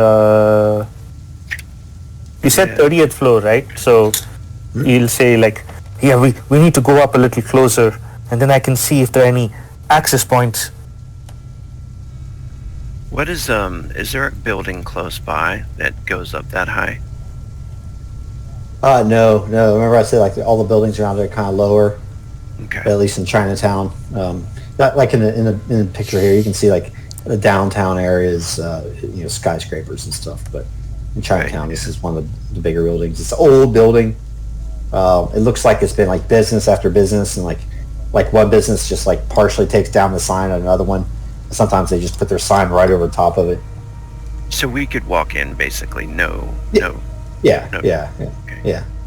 There's a directory. There's an urgent care on one floor, a brain dance parlor on another one, illicit brain dance parlor on next. There's a shopping mall, and the very top floor is called Virtuality. Okay, cool. Yeah. So they're going up to the top floor and finding a space to check in. And we'll be checking out security, I guess, watching our backs.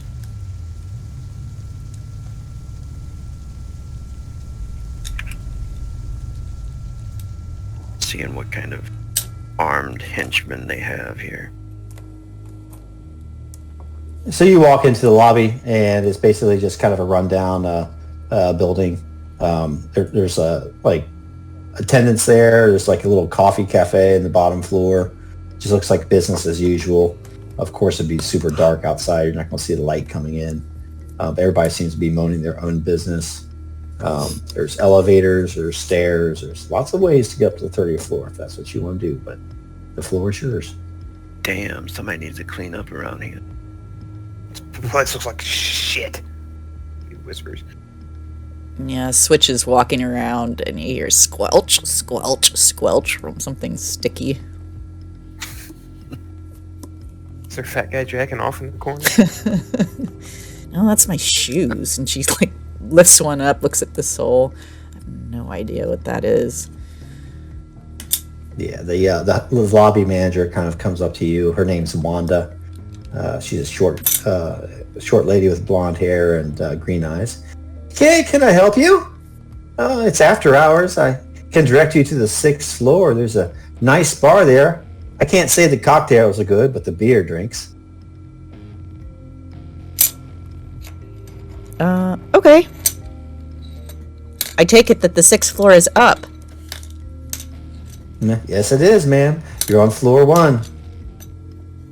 I knew it. Okay, does the elevator work? Certainly does. Looks like we can take it from here then.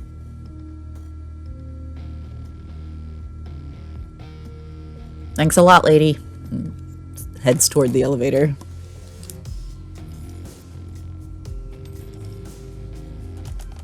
Is there any cams? Yeah, they're all over the place. Yeah, Cyberpunk Cuervo's gonna be direct. Just like press the button. Then as he's waiting, he kind of presses it again. That kind of, if I press it more, it'll show up faster. Kind of leans over to Switch. Do you want to bet who kills more people? I don't know. I don't think it works out well because I always end up keeping them busy and not shooting at you while you kill them. So... I mean, if you're a giant pussy, just say so. She looks at him like, like her eyes almost glow. I'll show you who's a pussy. Sounds like we got a bet. Oh, hey now. But, all right. We'll keep score. I'm sure we look lovely going up the elevator. Rex blows a snot rocket into the corner. Marcus, what does it feel like as you just rocket skyward? Zoom! From level 1 all the way up towards you. You press 30. Marcus is looking down at the city as it recedes from them. He twitches. He hears the banter behind him, but his back is towards them. He's looking at the city, and the city looks back at him, and he smiles. The smile widens. I'm coming. I'm going to reveal you. Do not hide anymore. What's that? Yeah, elevator. Go ahead. No, she's just like, what's that, Marcus? What'd you say? No, nothing. Remember, do not destroy everything. We need in Rex and I need information. We need parts. We need to build it. We need to understand it. You need to open up somebody's head. Who should I not kill? No. Kill everything. Okay. Just don't destroy it. Kill it. It should stop moving. But do not destroy it.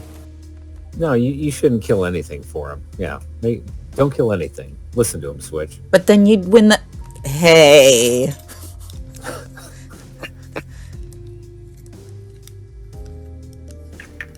So we find Elevator picks up speed, and then when it hits the 29th floor, it just boom stops. It just stops like without warning. I want all of you guys to make me athletics. Oh.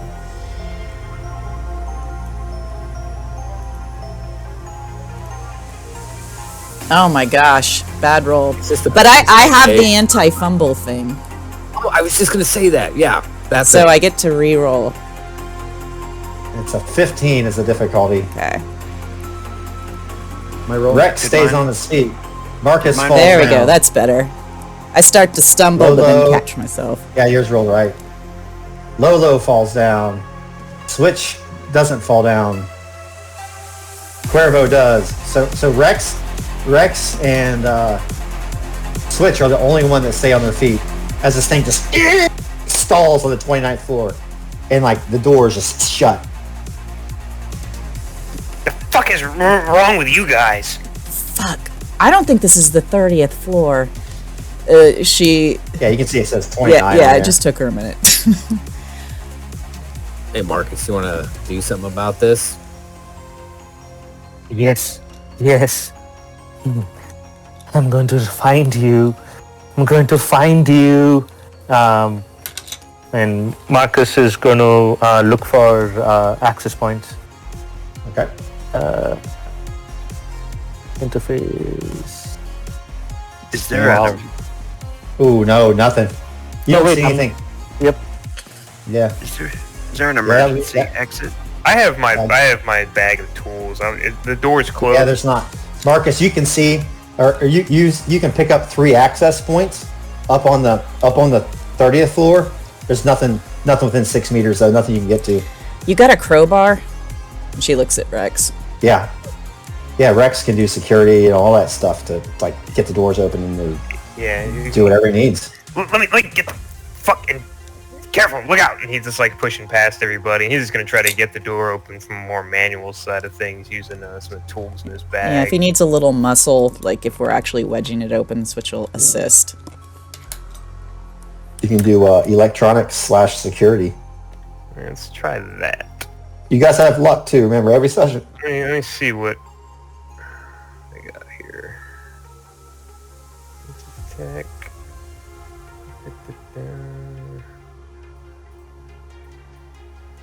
Yep, Elex security tech, perfect. That's real good. So you can open the doors, get out on the 29th floor, or you could ride all the way up to the 30th and get out there. Oh, right to That- the 30th if I can fix it up. Yeah, he just What? open the panel and What's that look like? he opens the panel and he looks at the wiring and everything. He's like, what fucking moron put this fucking elevator together? This fucking red wire crossed with the green shit. And he just goes through and he re-splices the things real quick. The elevator jerks a bit like it's going down a second and it's like, oh, wrong one. And then he reconnects them. There it is. And it starts to go up again very fast. Like guys, everybody role play, and now open the doors on the 30th floor. Yeah, Switch braces herself against the side as it suddenly goes up. The door's still open. Yeah. This time, Cuervo learns his lesson, puts his left hand on the handrail and kind of, like squats a little, waiting for the jerk of it to stop. Yeah. Lolo, same thing. He leans up against the wall, up against probably either Cuervo or Switch. He's also going to like start the recording on his shades or either his. I think I bought. Oh, you have those sweet glasses that can record and stuff, don't you? Yeah, I think he bought some tech to do Oh, that. this is perfect. I know what I'm going to do with that later. And because he wanted to, relive this, I believe, our client, and so he'll start recording, and then he'll bust out his gun. And you hear a beep, and the elevator opens, and you are just faced with this atrocious sight. In front of you, there are just a dozen bodies, skinned, dissected, laying on the ground in puddles of ichor, congealed blood. The smell just hits you, just like, oh god, whoever rented out this floor, And then you see just the bodies there as you kind of step out of the elevator. It's this long room, as you can see. You do have 2 different doors. I don't know if you can see the doors. Can you see the doors here on the Roll20 interface, like here? like here. Yeah, we can access Yeah, this, right? one Yeah. to our left Yep, and yep, then one further yep. down the hallway. So I'll let you guys role play, and then I'm gonna do an event here. So it opens up. Yeah, There's these bodies everywhere. Yeah. Cuervo instantly goes, I call those God 12. damn it! No. What the fuck? This is like a fucking movie scene or something. Some Romero shit. Cor's like, damn, this shit reminds me of Lagos. Man, this is a fucking bloodbath. What are we getting into, gentlemen? Switch is gonna go kneel down by a body. She's seen plenty of pummeled and. How do you react, Lich? As you start to move forward, they start to get up. Oh, they start to get up. Before I can do it, at least. Oh, yeah. fuck. Oh yeah! Switch like They start going. goes from pouting to like charging. Fucking zombies, man. You going Where- for it? Going to smoke them? Yeah, Cuervo just shoots. she's gonna skin that smoke All wagon. All right. Initiative. I want you guys. Let me make sure the initiative is blank. It is, and I will do initiative for the NPCs. I'm going to use my last point of my combat awareness. Wait a to add minute. plus one to my Why did initiative. my initiative? Is that right? Reflex 7 plus 1d10. I need Sometimes to add there's one to that. there's a little lag on the initiative. Add one to mine. Oh, Lolo. Lolo roll low. You're already at the top, so you'll be Oh, 19. hold on. Yeah. Oh, do I have my initiative bonus turned on? Lolo's high as fuck, so he's working in slow-mo. I actually go on 15. I had a modifier. I'm You're thinking 15? Lolo's had a like modifier. blown away by the sight, the zombies, and he's like, "Whoa, fucking voodoo magic!" He's like- he's shocked by Cuervo, you're up first. All right, he's going to go straight to full auto. So let me make sure I got my gun on that. He's going to hit the one just directly to his east. There. 8.4 meters. All right, it's on auto fire.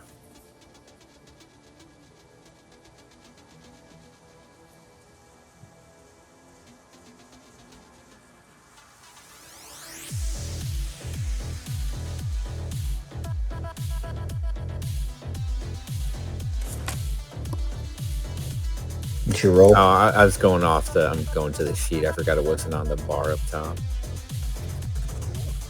Yeah, you know how to make your own macros from those? No, I'm an idiot. 19. Yep, you hit them. So you got to buy 2. That's what, 16?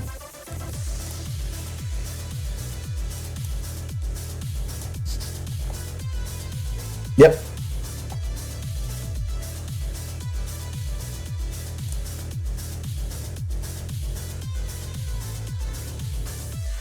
$16.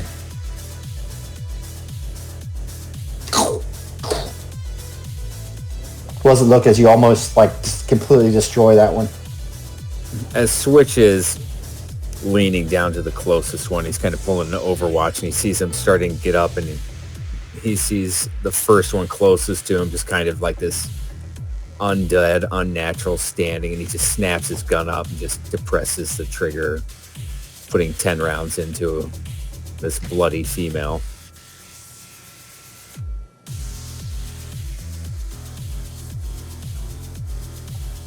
Does it go down? Nope, almost though.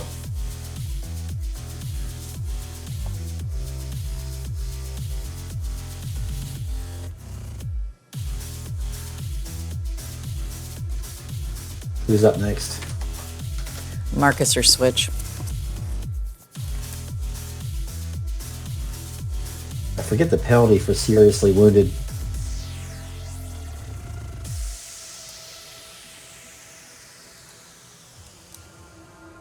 Yeah, Switch, go ahead. Okay.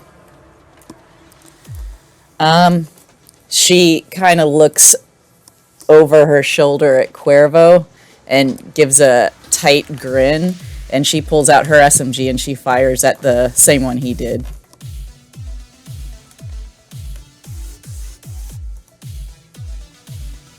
So, how is that even a roll? That's a hit. Well, That's going to kill him. Shooting at the same one, yeah. right? She holds up one finger. Cuervo's like, for bullshit.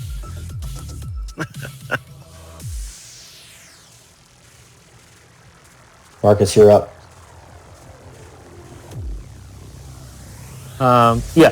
Marcus is going to look for access points again. So scanner.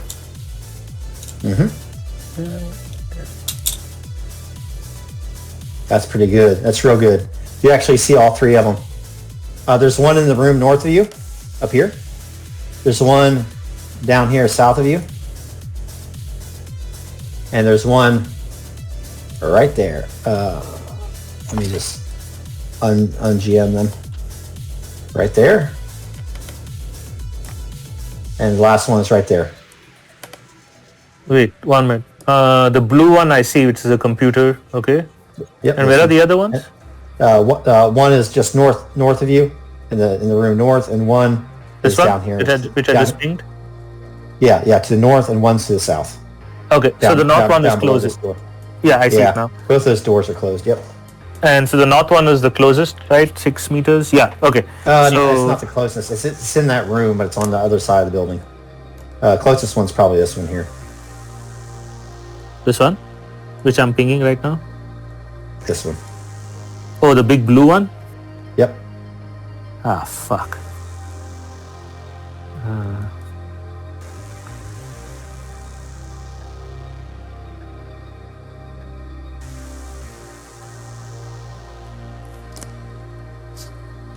How much movement can I get in this? You have, your movement is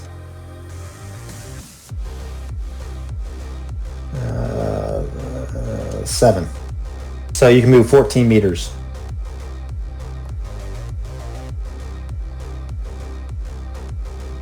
Fuck. No, that's my turn. I can't do anything. You want to move? Nah, not with all these people getting up. So, yeah, that's it. I'm just gonna pull out my heavy pistol. That's it. Got it. Rex Striker, you're up. Right. This is the first time in a while for fighting, so... Now you can open locked doors and stuff for your electronic security if you would like that. I think maybe killing these things in front of us sounds good. Let's see. Yeah, I think Rex, you able to move and shoot in the same round on this? Yeah. Yep. Or you can move, shoot, move.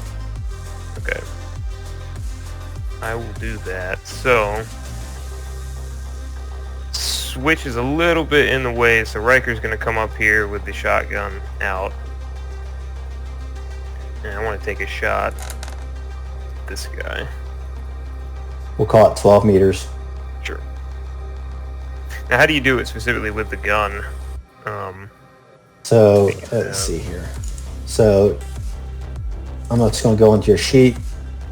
And so you're just going to go down to your Riker shoddy. Mm-hmm. And you're just going to hit attack. Oh, there it is. Okay, Yep. there we go. Yeah. And you know how to make macros. You can make your own macros, speed things up. So that's a 10. So that'd be a miss. He moves up top. Fuck! It's Night of Living fucking Dead in here, and he just fires off a shot. Next is this guy. This guy. Let me see what he's got.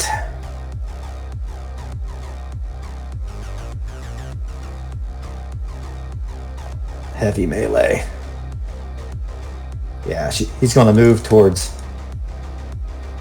Switch, and he just kind of brings it up on the floor. It was kind of in his hand, this big machete looking thing, and kind of bring it down towards Switch, like a Draugr from Skyrim.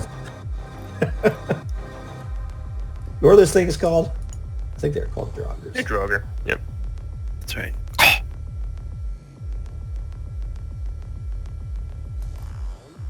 Very heavy melee. Here we go. Rate of fire 1. Ooh, 14. Damn, good You'll probably rolls. be able to evade that. I'm gonna try. Nope. Oh yeah, I did. Yep. Just looking at the damage. So he misses. Okay. Although you're up. Yeah. Is point blank good with the heavy pistol, or Yeah. does it have minuses or positives? So I'm just gonna shoot something just so we can see what the ranges are. So. Okay, yeah, it looks like the DV is low. Yeah, for your 0 to DV. 6. Okay, cool. Yeah, your lowest DV is going to be 0 to 6 meters. Okay, armor piercing rounds, point blank range. Yeah.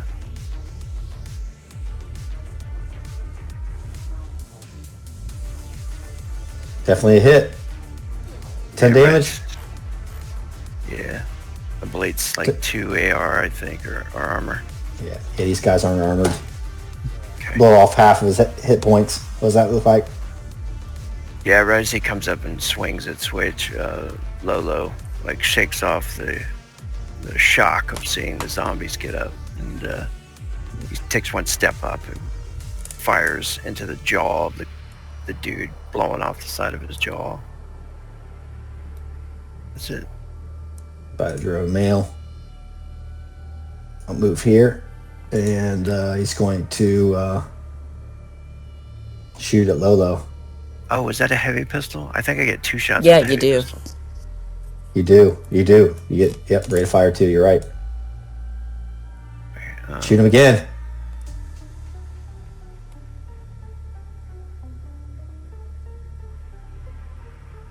$11 more damage. Kills him.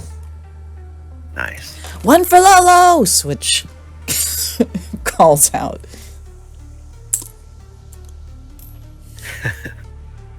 Lolo's like, huh? Oh yeah. All the more reason for this guy to shoot you.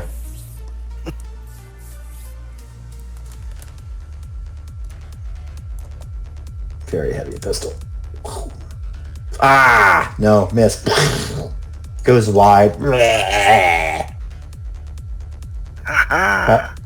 Biodrome female. She's going to do the same thing. She's going to shoot at Lolo. Oh. Fuck you, Lolo!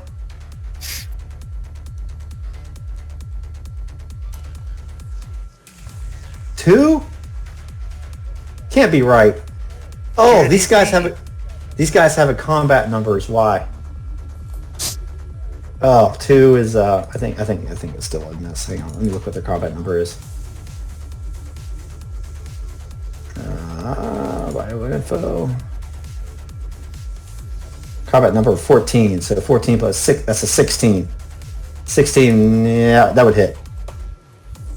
So 14 damage.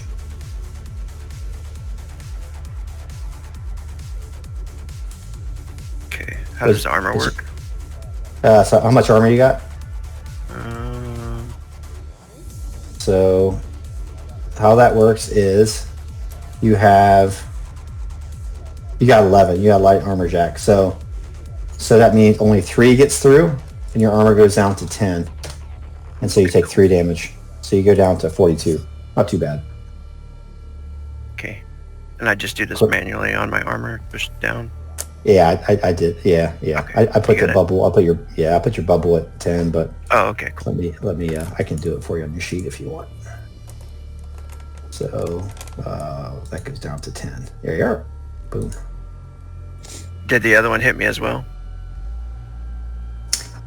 Nope, because the GM didn't have his ducks in a row, so I forgot about the combat number being 14, so I'll give you the benefit of the doubt.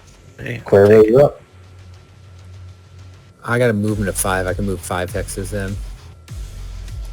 You can move 5 squares. That's 10 meters. So kind of take a little cover behind this object here. Yep. And then open up on the female. This guy. Gal, rather. This, she, her? Right This, here. the monster. You're 10 meters away.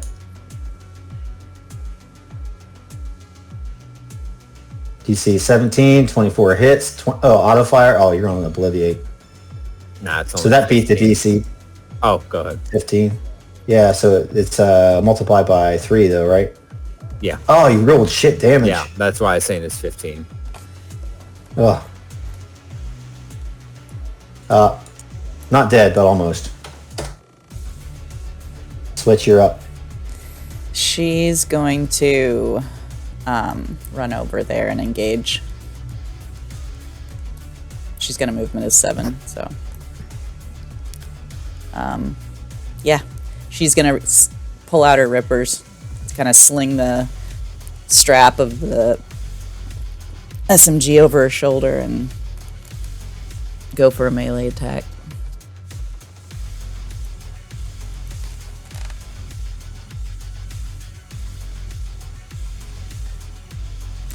Sorry, I gotta look for it on my sheet. You guys gotta make macros. I'm all about that business these days. Here we go. That's the first one, 19. and here's the second one. Definitely gonna hit. Ooh. Second one's a crit.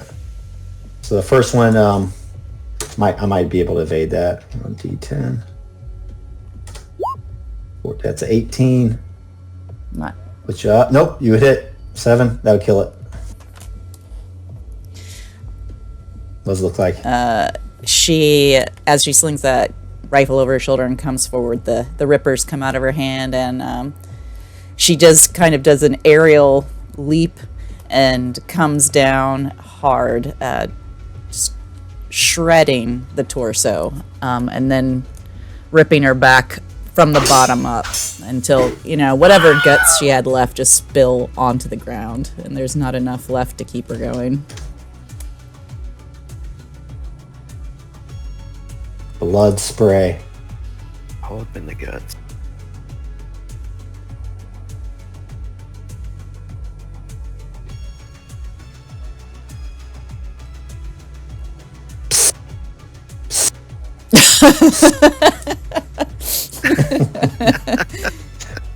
Marcus, you're up.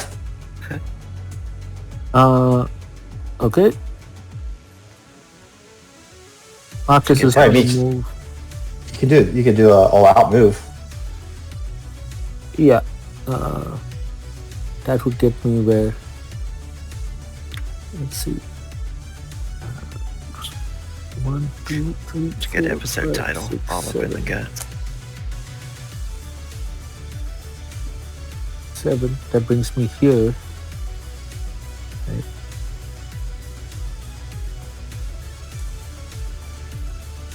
Here, I think I can move up till here.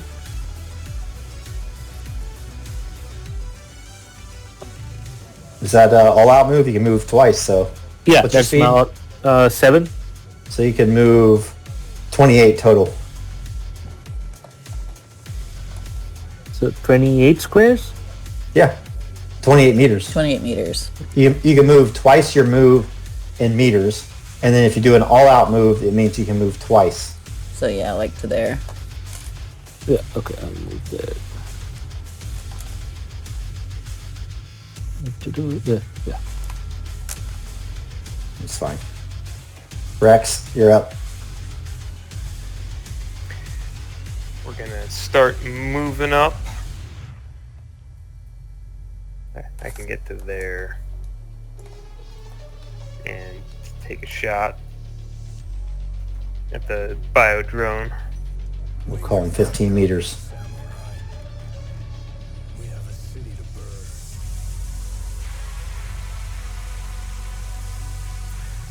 Oh, That's a I'm miss. shit.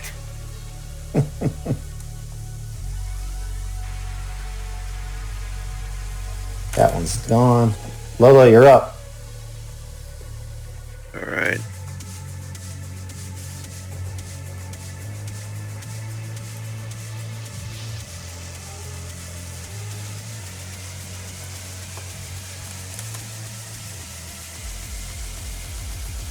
$18.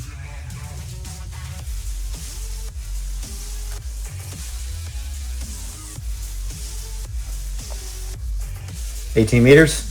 Yeah, shit damage. Uh, Pop. 2 shots. 9. The first one would. Are you? How many meters away are you? Yeah. 18. It was 18. So the first one would miss. Second would do 9. Which is almost. They have 20 HP, so it hurts them bad. What does that look like? Yeah, he slides over next to Rex and aims, firing 2 shots. Pop, pop. Quick succession. One flies past, hits the ground. One hits it in the leg. This by a drone. Going to back up slightly to here and shoot at Switch.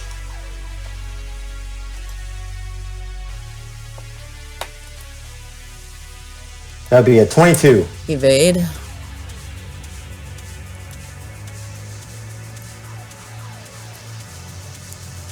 Does it meet to beat, or is it? Okay.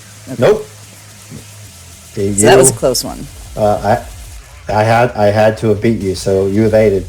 Yeah, she just barely in time sees him pulling out a weapon. She just didn't expect him to back off and do that. She was too busy looking back over her shoulder at Cuervo and giving him a shit-eating grin. It's back at the top of the round. At this point, you hear a voice kind of come over a loudspeaker. Intruders! Come now! Cease with this violence! Come hither, shall we may negotiate. With goodwill, you come in here with a show of force, and do not think that I do not appreciate such things. But my master cannot be beaten. Come hither so that we may make a deal and all profit from this situation. If you linger, you will be destroyed. You have 10 seconds to decide. Call out your decision. 10, 9, 8, 7, Cuervo, are you still shooting? You're next up. 6, Yeah, he's gonna shoot the next drone. 5. So that's my decision. Shooting the drone. I'm first in the All right. order.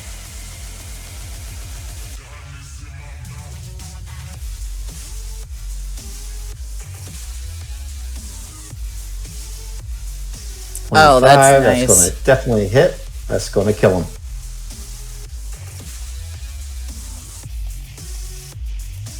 As that one falls down, he kind of looks at Switch and slaps a fresh mag in. Says, "Where you at?" 2. And I believe that's what, 1? And then as he's counting down, she shouts, "Okay, we can talk."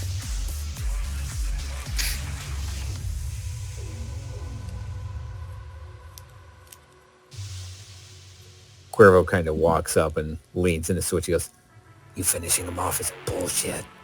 And she just looks over at him and she just smiles. It was your idea. You don't hear anybody answer, but now you hear footsteps from the north. Is Marcus making any progress while this is going on, or has I don't know. What's he doing?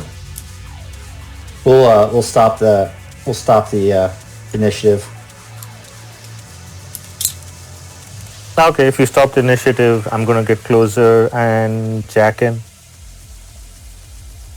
And jack off. You said he's coming in from the north door. That's what it sounds like. Yeah, you hear voice. You hear like hear voices and you hear footsteps up from up north, from up here. All right, then I'm gonna go. Cuervo's gonna go back to that position and train his gun towards that northern door.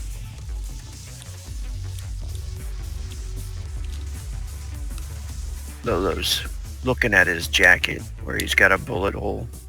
He's like, fucking mother. And he looks over at Rex. He's like, can you get that door open? I can do that and more. And he starts bringing out tools, but he also brings out a grenade. And he holds it in. Oh shit! These motherfuckers, what's going on? Oh. Switch goes over to this Cuervo, table and like- looks for anything that Yeah, looks I was techy. gonna say he backs up and like, yeah, he's like, oh, mind if I flip this table over? Go ahead. And he's gonna get. This is the door here. Mm-hmm. Yeah, Cuervo flips the table and gets down behind it, looks at Switch. He's like, plug your ears. She seems confused, kind of looking around, and then notices Rex, and then she kind of nods, gets down on the ground. Yeah, so Rex is gonna have I should say it's a flashbang. He's not saying that though. He's not clarifying it. But he's got the grenade down next to him, and he's working on getting the door open. All right, let's move over to Marcus real quick then. Copy, Marcus. I'm gonna need to drop you over into the net architecture here. All right, Marcus, you're jacking in? Mm-hmm. To jack off. You guys should all be able to see this, hopefully, Yep. over here. Yep. All right, two. All right, so you jack in. Boom, Yep. that's your first net action. You're in the lobby, and it's like you're on Mustafar, right? Like the background, the digital background here is just like opposite of Alpha's. It's like volcanoes and like lava rivers flying here. And in the lobby there's a password, and it's DV12. All right. My 1 minute. What is that? Yeah, my worm is activated. So it's +2 with my interface. So to crack this back door. Ooh, not quite. No, not quite. And so that was 2. This is the third net action again. Boom, cracked it. You can get past, but that would be your third action. Yep. Roleplay wise, what are you thinking? Yeah, so, I'm just going to try and see what's in the net architecture and start like clearing it level by level, see if there is any files, any controls.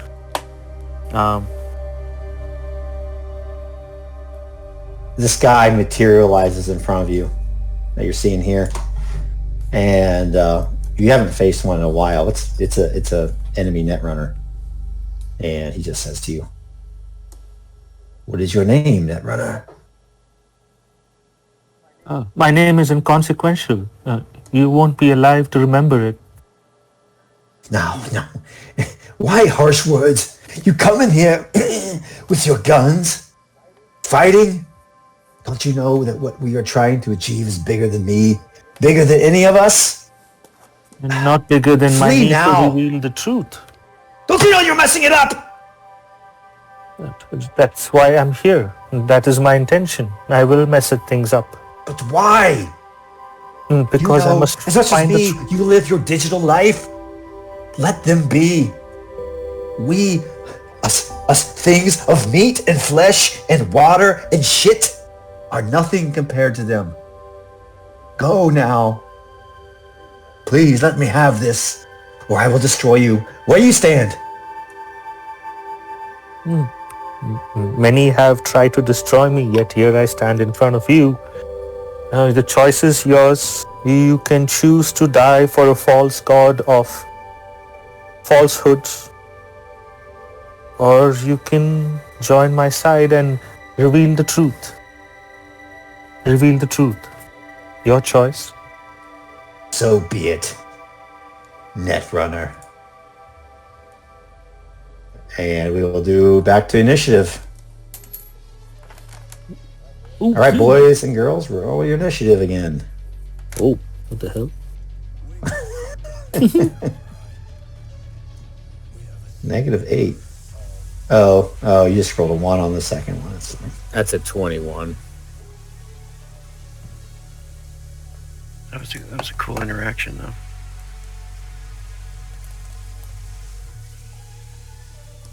Cuervo, you're up first. You guys can have held actions too.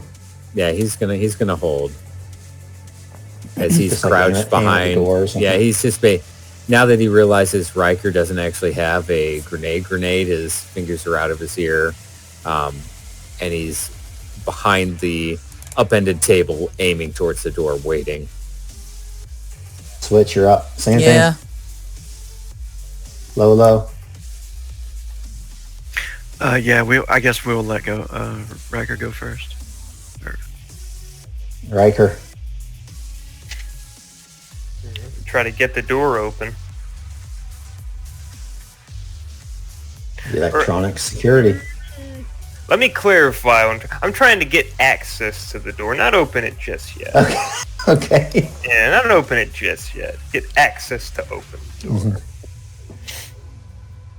Since opening would be basically a button, I'll just that's fine. Yeah. I'm gonna get a little set for this grenade here. Electronic security. Yep, Yeah. definitely good enough. Yes, he's getting access, and as he's getting access, not opening yet, but he is reaching for that grenade on the ground. That'll be his turn for now. When he comes back around. They're not coming through either. Marcus, you're back up. All right. No, wait. It's not. Mine's -1. Okay, so 7. Okay. Yep, you're back. Yep. So, hold on. Sorry. And Argon's always going to go right after you. Yeah. So.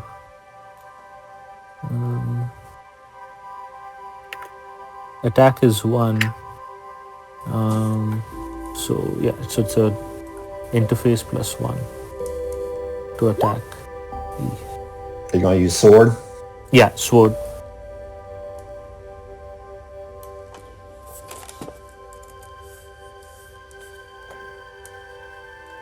I think they have to roll their interface to defend. Yep. Easy with you.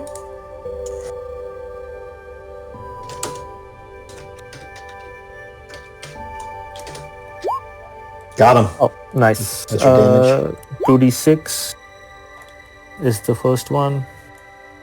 And then zap, I believe, is just interface. Mm-hmm. That's 11. Oh, that's really good. Got him again. 1d6. And then zap again. Ooh, that one's bad. Yeah, I'll probably miss. Yep. What's that look like? Yeah, so, after they mouth off to each other,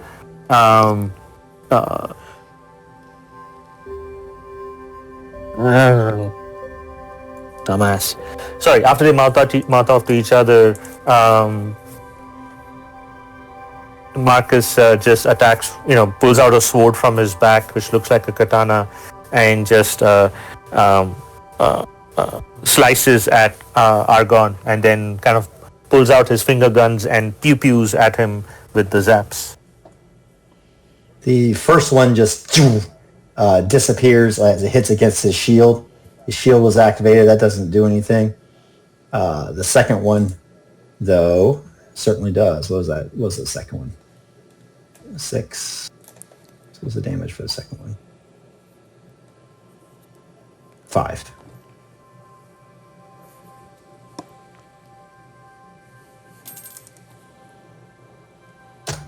Right. And so you see him kind of up front of you and says, I told you to leave here. And first net action is to activate Debt Crash to try to kick you out of the net architecture.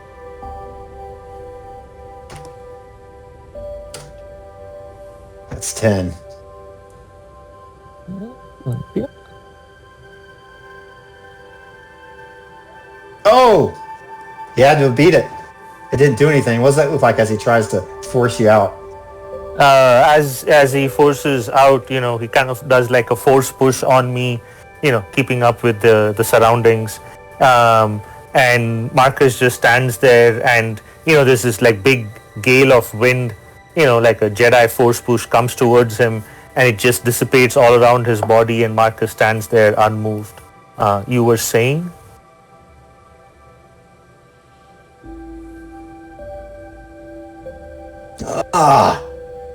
I said leave here. You're disturbing our... He kind of brings out his sword this time. I think that's a +1.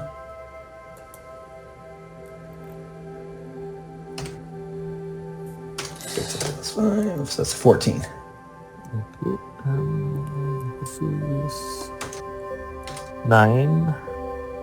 So that hits for 3d6. Oh! Crit! Hold on.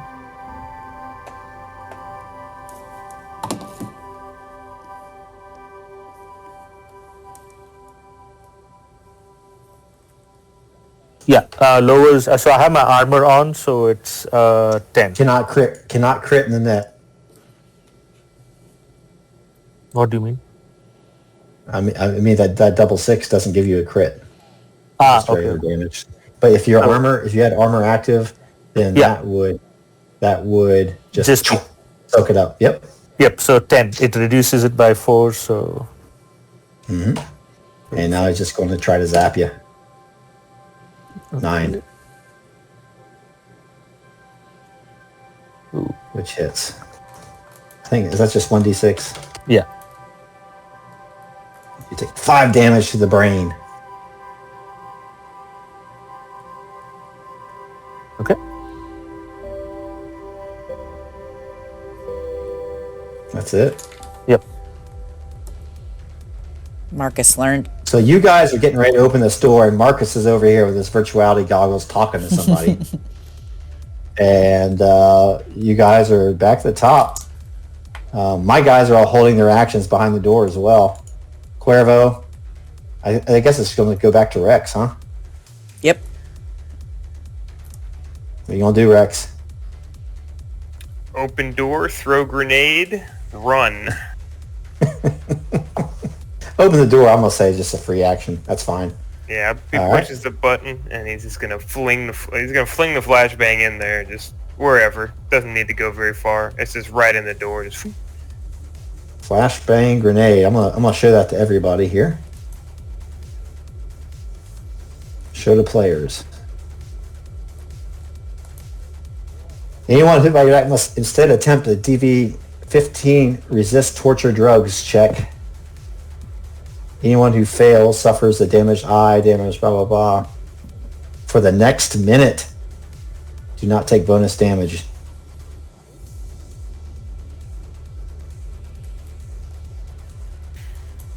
Alright. Just gonna throw it right in the door, right into the room, and then run and dive behind the fucking table. All right, let me make their saves here. Oh!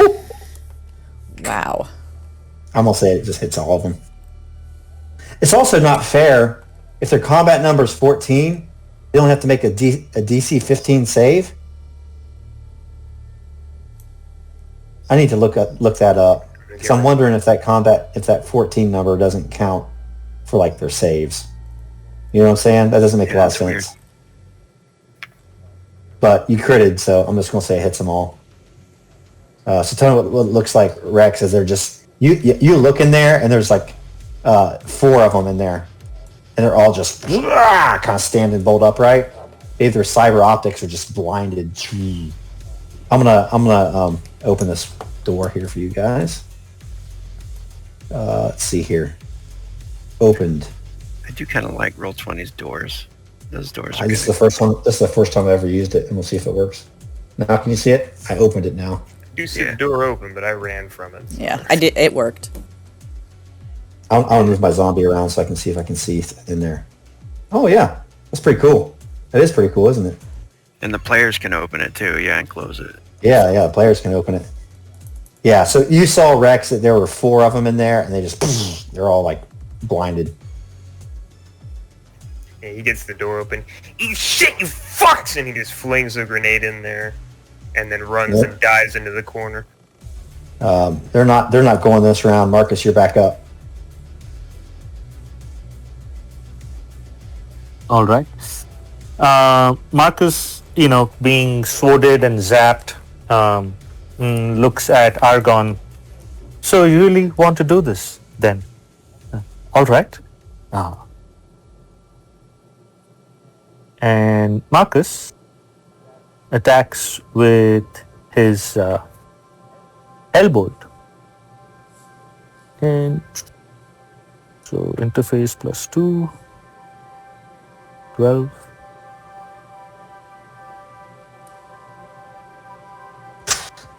All right.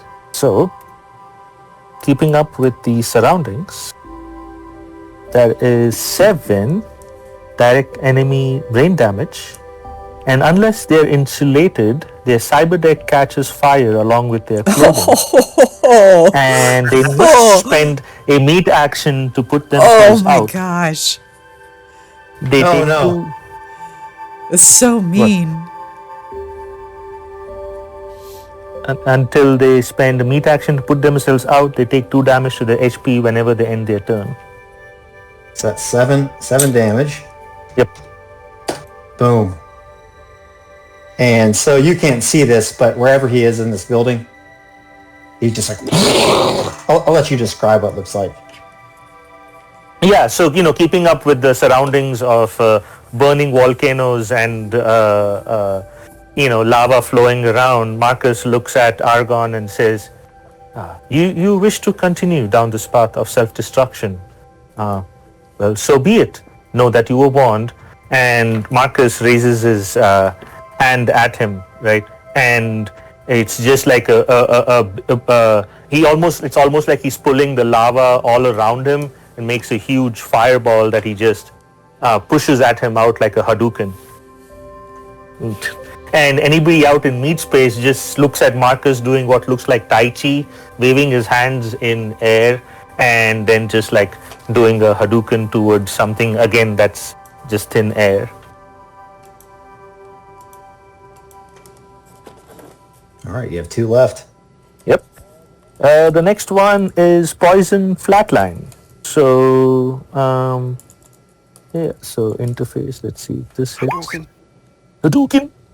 8. That one misses. That one misses. And then finally, Sword again. With 1 attack. 13. 11. 2d6. 5. He takes 5. His shield is down, so he takes it all. He's starting to look a little frazzled. As you look at him, Cypher, you can see he like gets pixelated and then kind of recongeals, gets pixelated again, and you can see him. He comes at you with the sword. So sword. Okay. 15. 15.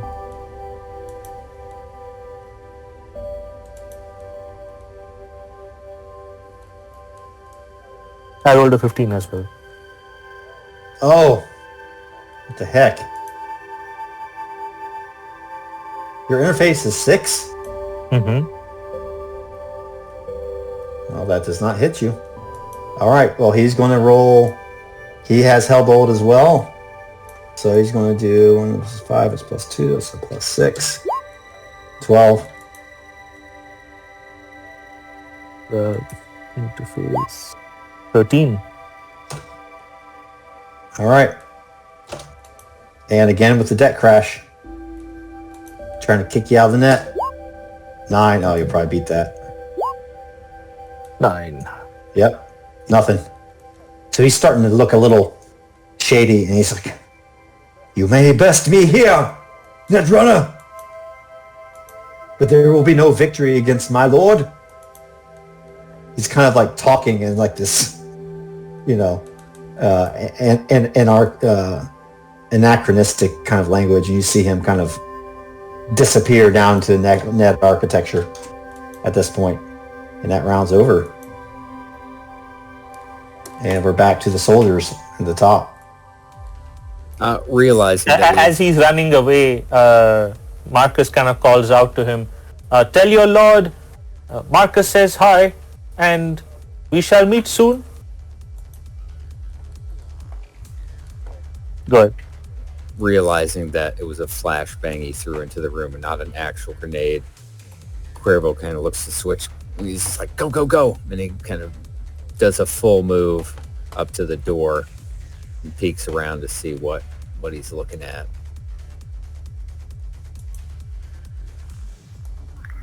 Can you see it? No, I'll peek around real quick. Yeah. I can remove part of the wall. Let me remove part of the wall so you can see. There you go.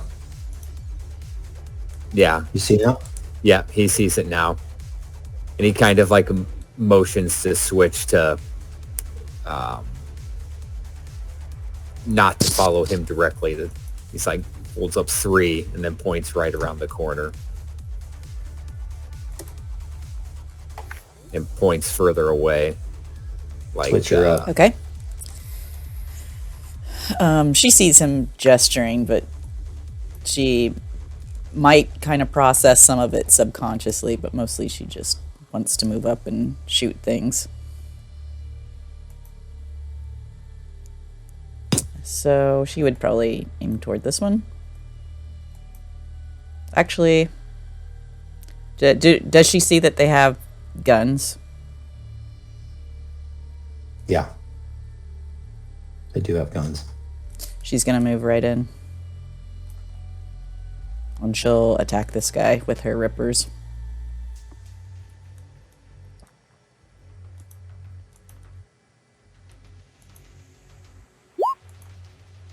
I don't fumble, so there we go. So it's 24 and 18. 24, 18. All right, evade. First one does not. First one's a hit. Second one's a miss. Second one's a miss. So What's the damage on the first one? 7. 7. Mhm.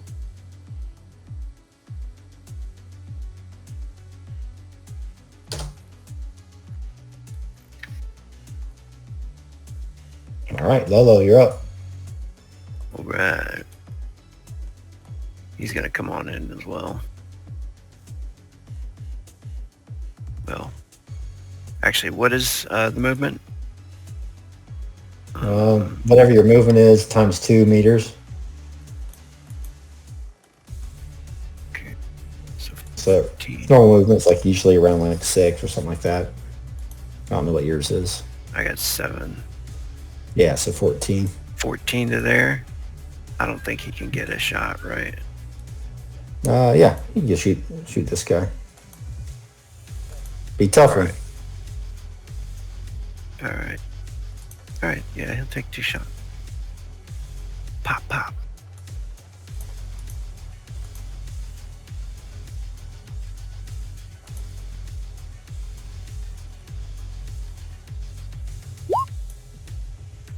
Ooh, 21. This is gonna be a hit. Oh, we got 2 hits. Both of them for 10. Kills it. Nice. What a fixer! Look at this fixer. Man, Lolo may have tied. What does it look like? Yeah. Yeah, so Lola runs up there, He does take note of Cuervo's hand signals, but he knows Rex threw a flashbang in there, and he's all excited now. And Switch ran in there, so he's like he runs in to back her up, and he notices one like in melee with her, and just sees like his shoulder and the side of the guy's head. So he takes a quick bang, bop, bop, and he shouts out something ridiculous, and hits the guy in the shoulder with the first round. The second round hits him in this like straight in the head, right above the eye, blows his brains up. Rex, you up? Alright, let's see how far I can get. Right about there. Pushing up on Cuervo. Yeah, Rex comes running up to the door after the banger goes off and everybody's rushing in. He's got a shotgun. That's about as far as he's... Yeah, actually, he'll get to the other side of the door. He'll just take a double move and get there. Nice. All right, Marcus, you're up. That female's dead, so you're up. Pachinko. Okay, I want to like scan the net architecture. Okay, Pathfinder. Pathfinder, yeah, just 1 minute.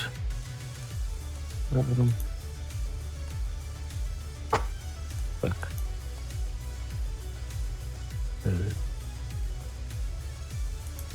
What the fuck?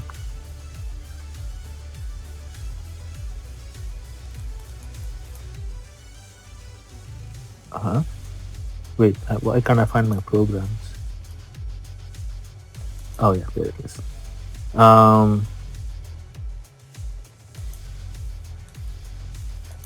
Okay, I have my SIA powered up, so that's 2 interface, that's 13.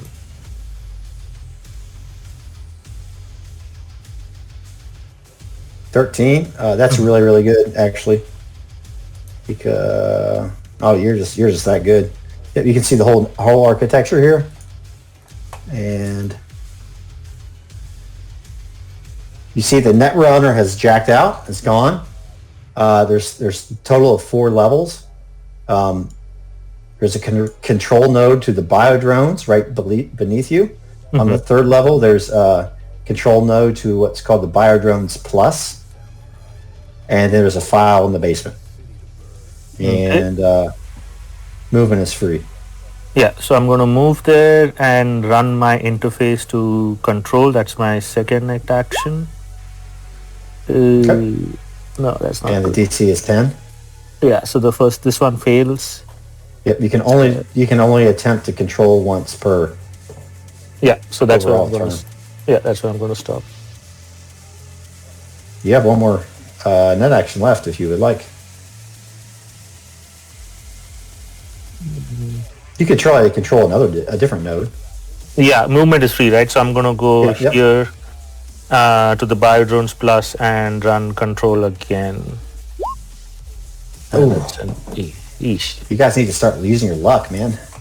Wait, how do I use my luck? Do I have to call it out before or after? Yeah, you have to call it before. Before that, yeah, that's fine. All right, Biodrone Plus turn. All right, this boy's gonna shoot Switch.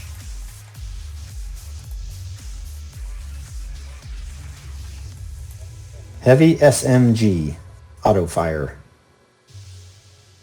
Let's see how close he is. Might need to move back a little bit. Does he know that? He's a Biodrone Plus. Oh, okay. He's a smart one. Like Disney Plus. Mm-hmm.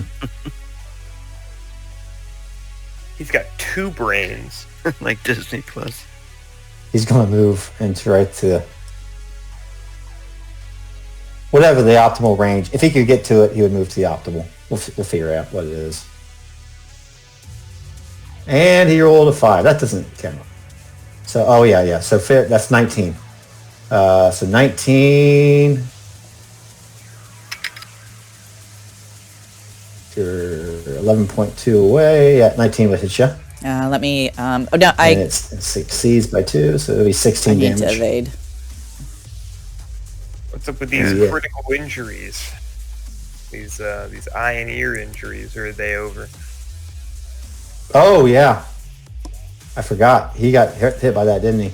They It all lasts did. for a minute. It lasts for a minute, so it would still be the case. Hang on, let me look at the crit data real quick. I have it up. Damage do you have it? eye is -2 to ranged attacks and perception checks involving vision. Damage ear is whenever you move further than 4 meters on foot in a turn, you cannot take a move action in your next turn. You also have A -2 to range. We bring his check down to 17, which I would rolled not hit. 23 on evasion, so Yeah, it wouldn't matter anyway. But yeah, but that's good. yeah, I guess it wouldn't matter. Oh, yeah. The flashbang's nice. It's very good. So it misses, and the biodrome male next to you. Does he have anything? He has. Let me see if he has anything melee. I don't think so. I think he's just going to shoot you with his very heavy at point blank range. 14. That's 18. -2, right? Yep. So 16. You could probably evade if you want. You evade. Very heavy. Well, it's a rate of 1. So, Cuervo, you're up again. Cuervo is going to... Now, is Switch in the way of shooting the biodrome that stepped back? She doesn't care. She'll still evade. This is something we've talked about. She prefers people to just shoot. Cuervo, it matters to She's Cuervo. not in the way. She's not. Okay, if she's not in the way, then he's going to...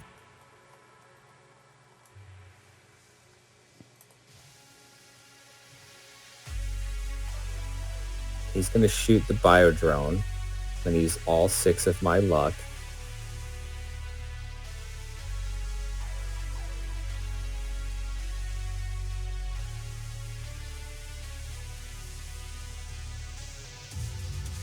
Alright, let's see here.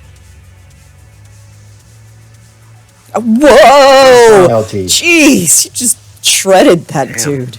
So I definitely hit him. So roll 2d6.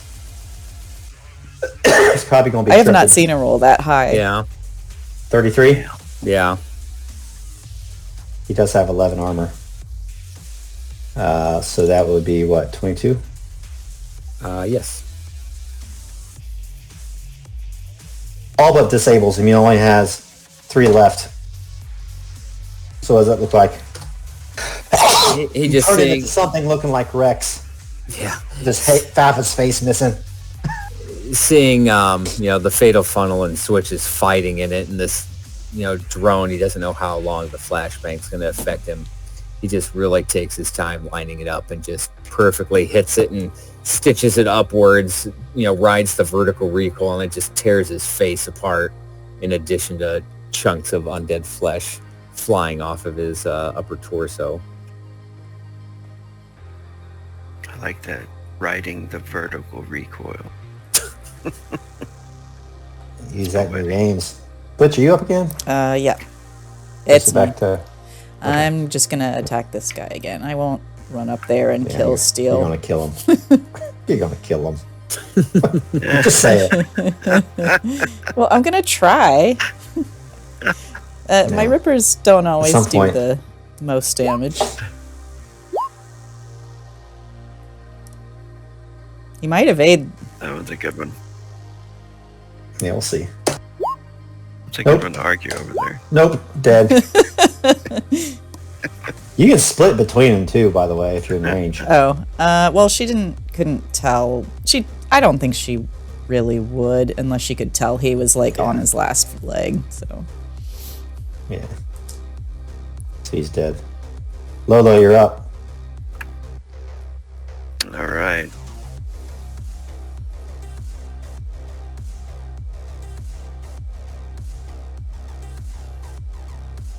Who do we have left in the here? big bio drone. This one, and then the Biodrome Disney Plus. That's the guy right there. The guy hit Yep.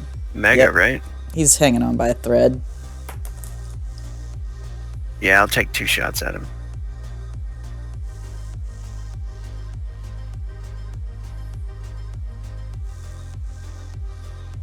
$10 meters. Make it so. 20 hits.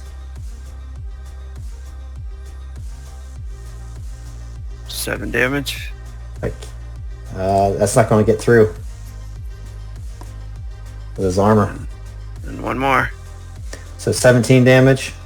I wonder if it's each shot or the 2 are added together that ablates it. That is a good question. Yeah, because adding it together seems like it'd be a better job. You know what I'm saying? Yeah. I mean, I can I'll see look it into both that. ways. I imagine it would be individual because then that would It's render probably- auto fire worthless. Yeah, it's probably individual. Yeah. Well, the second one would get through and be enough to kill him. So what does that look like? Cool. Yeah, so he just starts walking and keeps firing. He's with that extended mag. He's just pop pop, and sees the guy get hit and just jerk for a second. The second one takes him down, or he was probably already down, maybe getting back up or something. Still moving. He makes him stop moving. He looks back to Cuervo and he was like, "That one was probably you, man." Does that count for me, Chum? Cuervo kind of like annoyed that he's losing his own bed. He goes, "Yeah, fucking right, it counts." Switch says, Rex says no. Rex's turn. Yeah, Rex, he'll step in to try to step around and get by Switch so it doesn't blow a fucking hole into her back, and then try to shoot this last bio drone. Let's see if this works. 16? It's enough. Good damage. You got him. Yeah, so he steps by and just blasts him, like blows his head, neck, shoulder off, sends him flying into the table. Get fucked! Back to Marcus. Okay. Control again. You got it. So as that happens, Marcus, because you can see in meat space too, like a lot of the bodies like that are right here, you notice they have like little like blinking lights kind of on the forehead, and they go. You hear them kind of power down, and you also hear all the locks just all the locks unlock as well, like the power went down to them. Marcus is gonna go up and do the control on the next one.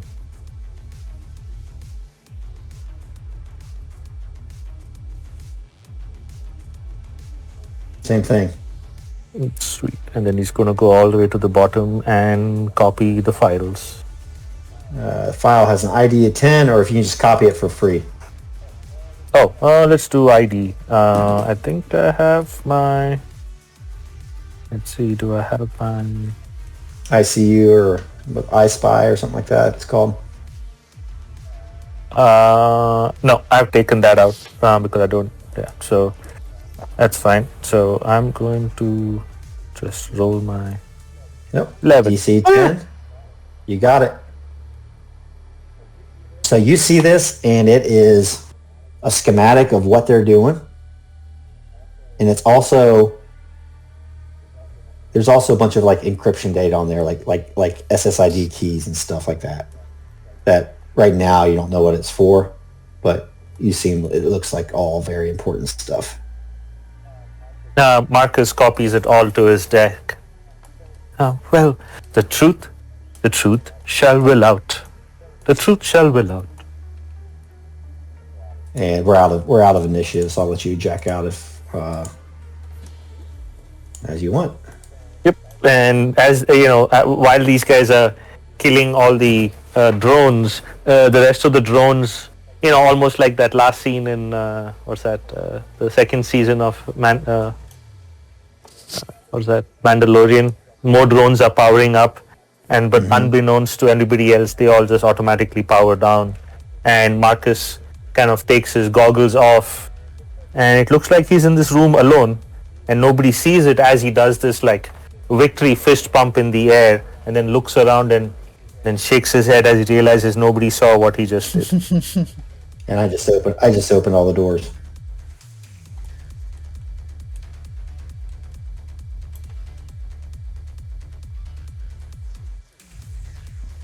And we're just in free RP. I know it's getting late, but let you guys finish up. Switch is like just totally rubbing this in. Like, say, let's count it up for everybody. Let's see, that was 3 for me, 3 for Lolo, 2 for Rex. And how many did you get? Cuervo? This is bullshit, and I get partial credit for all of these. I'm afraid not. Yes, that was not specified in no. the terms of our agreement. Read the fine print. It's in your agent.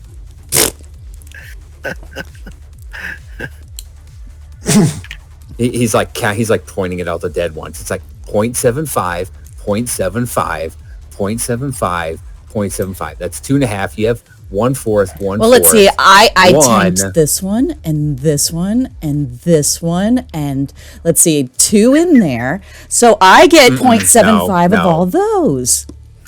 No, 1 plus 1 plus 1. Bullshit. You are a sore loser.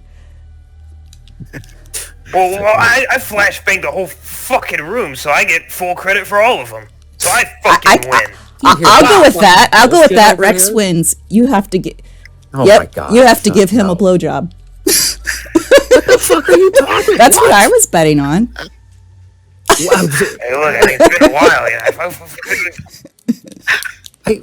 Where did this come from? What the fuck? Well, I mean, you could have let me win, but you had to be a baby about it. That wasn't in the terms of Well, the what were you agreement. betting for? That was what I was for. Sexual favors. Yeah, you won. No, too late. Marcus, I've bit my dick. As you guys are like having a blood orgy in the north here. What's Marcus doing? I see him moving his token around the map. Yeah. Lodo's looking for that dude. He's looking for that dude. Yeah, the boss man. As they're in the background arguing.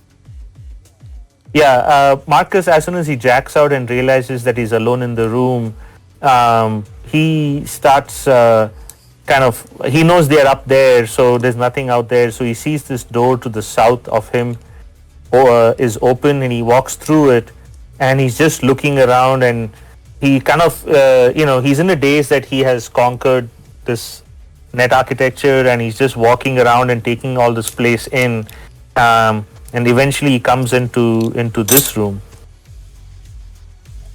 As you enter in there, the first thing that you notice is that the sounds of the street below are very loud in this room, and then what seems to be a breeze kind of hits against you. You find that third access point. It's to your left, so you immediately know where that is.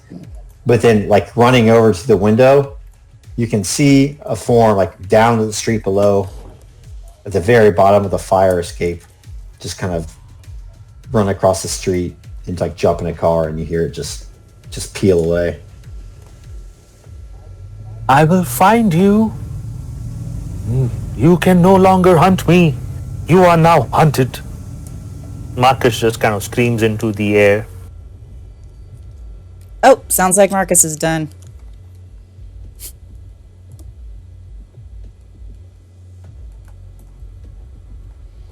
I guess that's a good place to stop, actually, is Marcus screaming out the window. That's a good place to stop. Come! Roll 20.